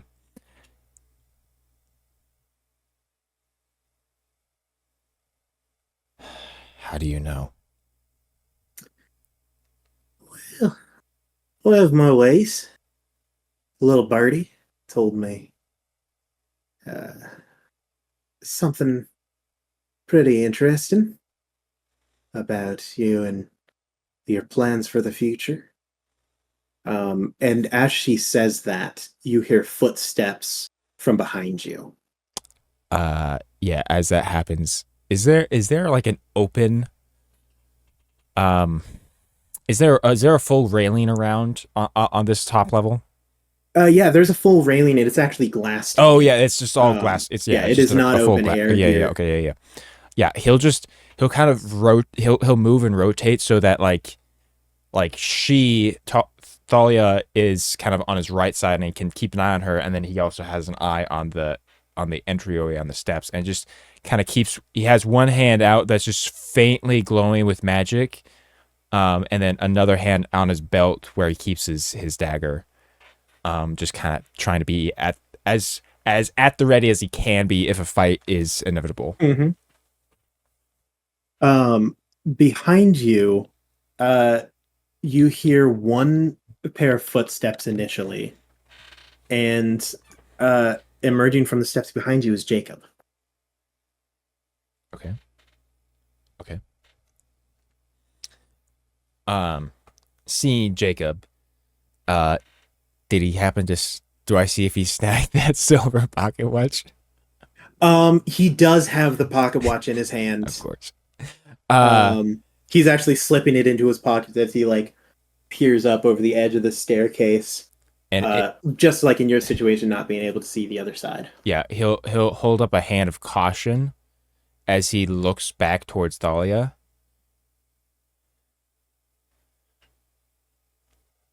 And again, she hears in her head, "Okay, you got me here. Now what do you want?" Now, looky here. I I don't think that we need to be in quite a tenuous situation as what we are. I think that really we're pretty close to one another in what we both want from this point forward. You see, I know that you want your sister to be safe and free from harm. And I want to get out. And more than that, what I want is for the people I care about to get out. And I think that you can do that. Am I right?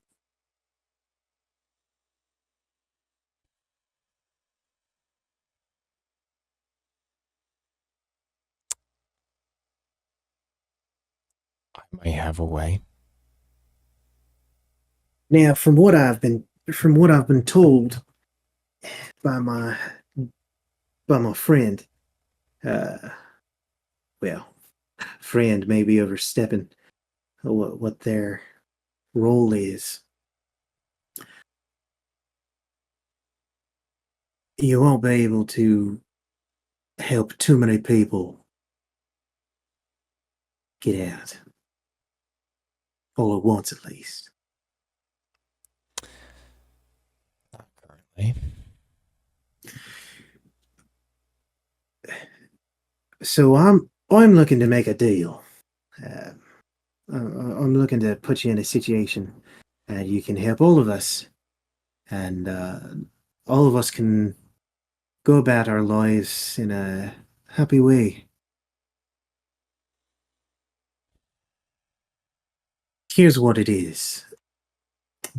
I'm thinking you can leave this place and get out. I'm not going to stop you, but unfortunately, the girl stays. So you leave, and then, as long as it's within a reasonable time, you take whatever fancy magic you have and get the rest of us out of here. And then Bob's your uncle. Don't have a problem. You can take your sister and go.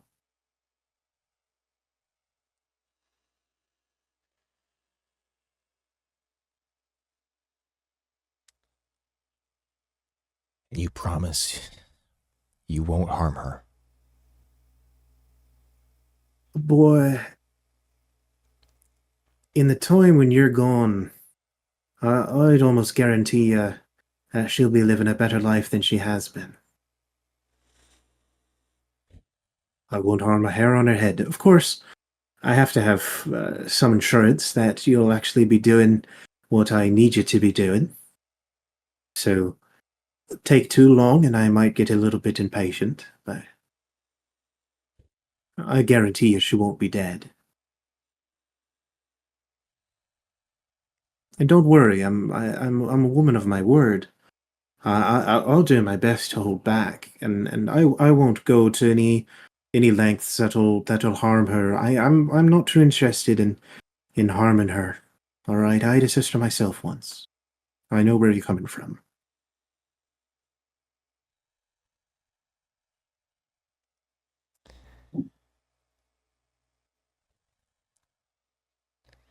Okay. Can I have a moment with her? I don't think I want you getting too close. I know magic users. I've killed plenty of them. A fair distance is a fair distance, you know. And I don't want you laying any hands on her, and especially if you can use that fancy dimension magic or whatever you've got going for you. Then I don't want you sending her somewhere out of my reach, which is few and far between, but there are a few places. He will pull out his spell book and toss it onto the ground and hold up his right hand, which on his glove there's actually almost it's almost like an actual armored glove where it has like a few different plates on it that are kind of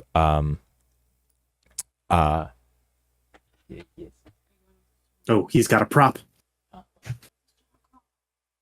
No, he doesn't have a prop. Hey, everybody. This is a tense moment. This is an awkward time for someone to show up. Um, yeah, on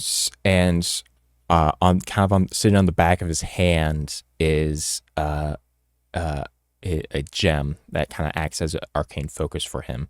Absolutely.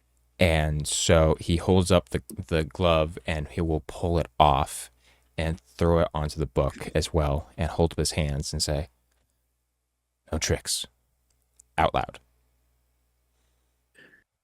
You seem like a reasonable fellow. I suppose you can have some words. Birdie, fetch me the trinkets. And you hear Jacob come up from behind you and grab your book and gauntlet.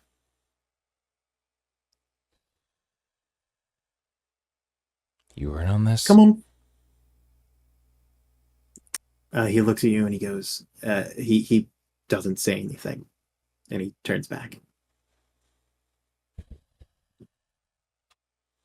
He'll, again, still keeping his hands up, will walk over to Anna and kneel down and kind of just kind of gently kind of brush her face to wake her up.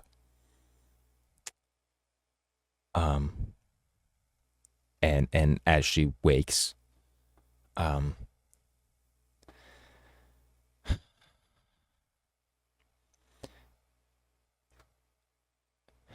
so sorry. She opens her eyes and you notice that where normally these like cool dark blue wells that are her eyes, one of them swimming in that watery blue chasm are flecks of purple, gold, blue, and green. The same color as Thalia's eyes. And she looks at you and she says, "Is something wrong?" He'll take off the locket and just put it around her neck and take her hands and clasp them around the locket and place it just kind of in her chest where her heart is. And he'll say, I have to leave for a little bit. I wish I could take you with me, but I can't. But we're leaving tomorrow, aren't we? You won't be too long, will you? I will come back to you as fast as I can. But I don't know how long I'm going to be.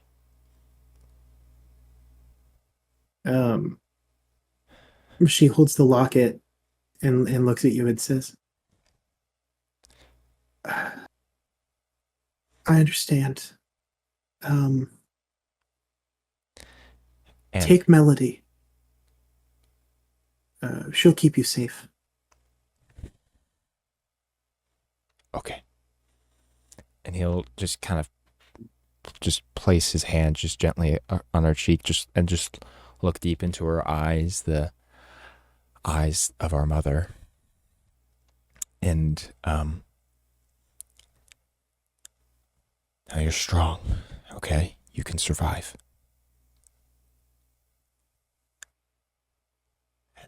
And I'm strong, and I can survive. Remember that. Because I won't break this promise. I will come back. And we'll get to go on that trip. Okay, as long as you promise. And you hear Thalia speak up, and she goes, "It's not strong enough. Not from what I've seen."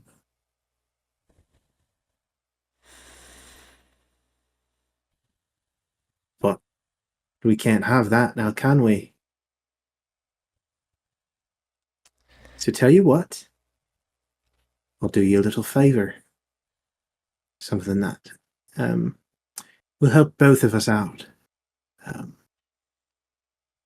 Of course, you can refuse it if you'd like, but I think that you'd like just about anything that can help you in the journey ahead, which I'm sure isn't going to be a very easy one. Okay. And she stands up and kind of like waves her hand over Anna's face, and her eyes flutter close again as she falls back asleep.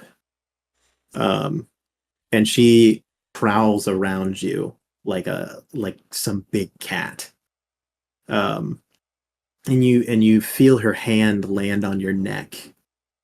And she leans down, turning around in front of you, keeping her hand there, and she says, "You know, I wasn't lying about my sister. My father, my mother, we all lived one big happy family. And that day of dawning came. You know, the one that people are so happy to celebrate these days. And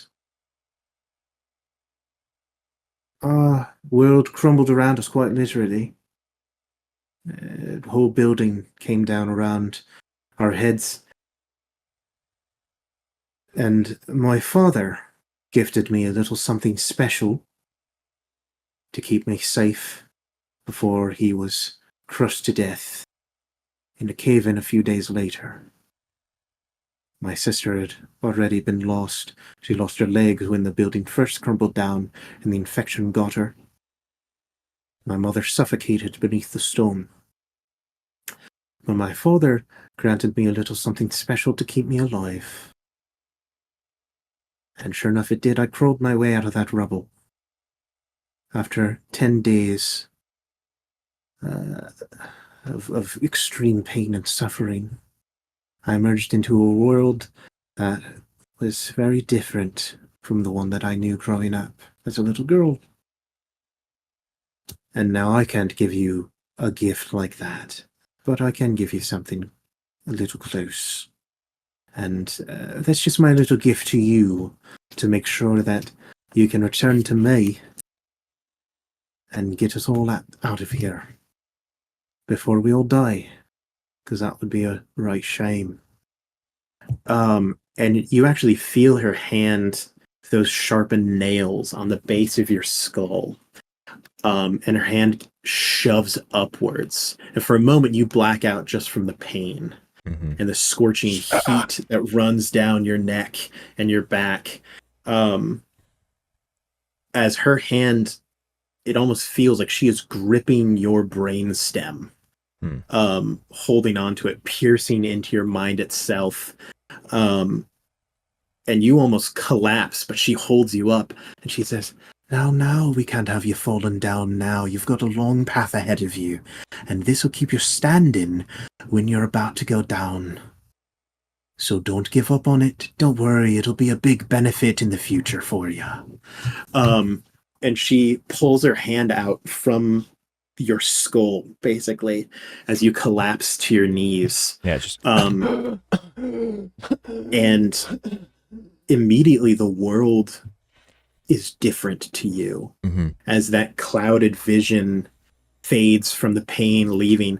First off, you notice that there's a light coming from the back of your neck that is slowly fading.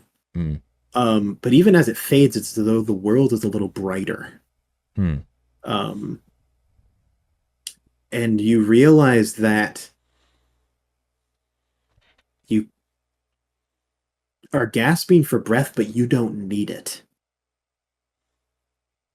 Yeah, it's just completely in shock of just like what just happened to him, and like he's still like on his knees, like on his hands, like as this is like all processing. And she says, "Now, I'd suggest you scurry along and get to that ritual, and you pull us all out of here as fast as you can if you want. If you want to see your sister again, that would be best for you. Truly, I am sorry about it, but We'll have to do what needs to be done. Finding what strength he can, he gets up to his feet and he just gives this side glance at Thalia with rage and a burning hatred right now before he collects himself. He turns, gives one more look at Anna asleep, and then he turns and faces Jacob and collects his spell book, collects his glove with his arcane focus, and he looks straight in the eyes and he just says, I don't know why you did this to us. I don't know why you would betray me after all we've been through. But you better keep my sister safe, or you'll have hell to pay when I return. That is a promise I will not fail to keep. And he will turn and make his way back down the stairs. Absolutely. Could you roll an insight check for me? I would love nothing more, DM. Okay, insights. That would be a 15. 15. Could you also just roll... Actually, just tell me, this is an interesting thing. What is your passive investigation? Passive investigation is a 17. 17. First of all, there's a lot of... Jacob has never been the type to be very good at hiding his emotions. To your knowledge, although right now you're considering everything you ever knew about him. Yeah. But his face tells a story of sorrow, but also stubbornness and regret, but understanding. And it's, you don't know, as you said, you don't know his reasons why. But some things do start to click together. Just some things that you know for sure. He had a new shirt. He learned a new trick. He had the locket that your sister never loses. And although you don't know his reason why, you know for a fact that he's the reason why they got her. Mm-hmm. And he's the one that leads your plans. Mm-hmm. Thanks, neighbor, for interrupting this serious moment. And as you head out of the lighthouse, do you just go straight to the ritual site? Yeah. So as he exits, he'll just walking past everyone, not really even caring, almost still in another place entirely as he's walking down the stairs. Yeah. And just for a moment, still in the shaded light of that lighthouse, he looks back at the top, and he reaches down and grasps a talisman, a locket, if you were, of his own that he was gifted so long ago, and will make his way to his old family estate. Absolutely. The Wintermere estate is in ruins. After the Day of Dawning, your family had survived it. Things were bad. But it was actually when the guests came later. When those marauders stormed in and destroyed your lives. Taking your family's kindness for granted and punishing them for it. They burned your estate to the ground. They killed anyone and everyone that they could find there. your mother and your father in front of your own eyes, before you and Anna escaped and ran to the nearby church for shelter and sanctuary. The grounds are still stained as you walk around, almost in a trance, in muscle memory to your childhood, where you walk and brush a hand across door sills and windows that are now broken and shattered, even cutting yourself on the glass that lays there untouched, before you finally reach the central foyer, which is open to the sky at this point in time. But that central hall where your family was presented and killed. And you have been preparing as a final goodbye to this place. Which meaning has changed now that you know that you will have to see it again.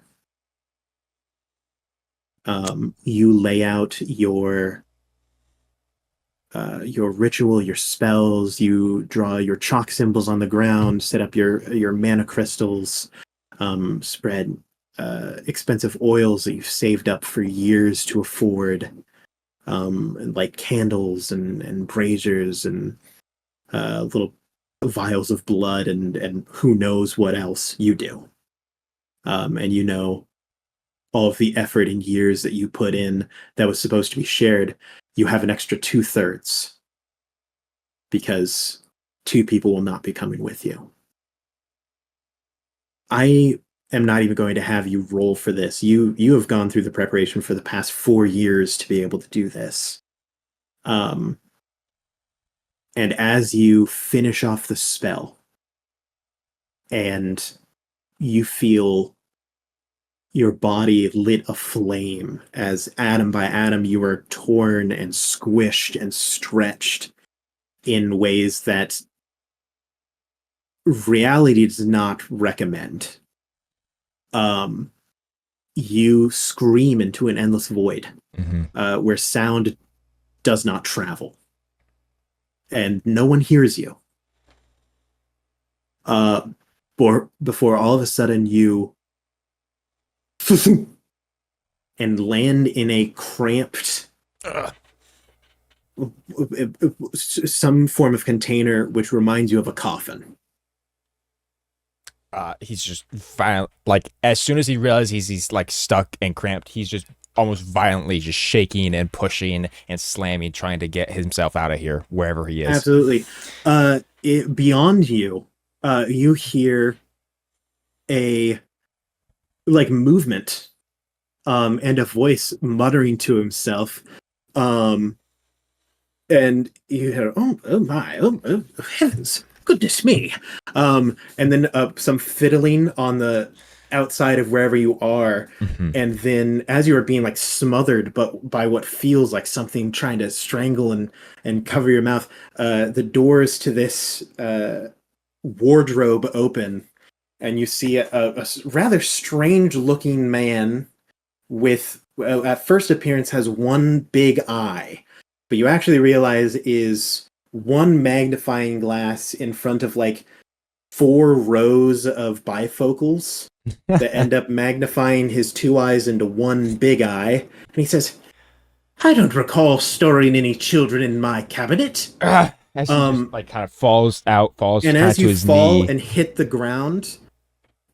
you open your eyes and you are lying on the ground of the room that you rented at the tavern. Having recalled what has brought you to this place, that is going to be the end of this one shot. Wow. That is the end of the one shot for Daniel Taleth Wintermare, played by Drew McKellips. That's right. Oh boy. So what did you think?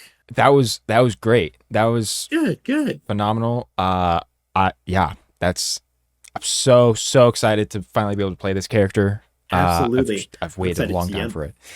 Yeah. I hope that you enjoyed it. For those of you watching, if you want to see more of Daniel Taleth Wintermare, or Taleth for short, and his resolution to this whole thing, we will be starting the campaign on the date that we'll post probably in the chat at this moment, Yes. because we aren't for sure of the date. Because as when of right recording. now, when we're recording, it's still slightly up in the air.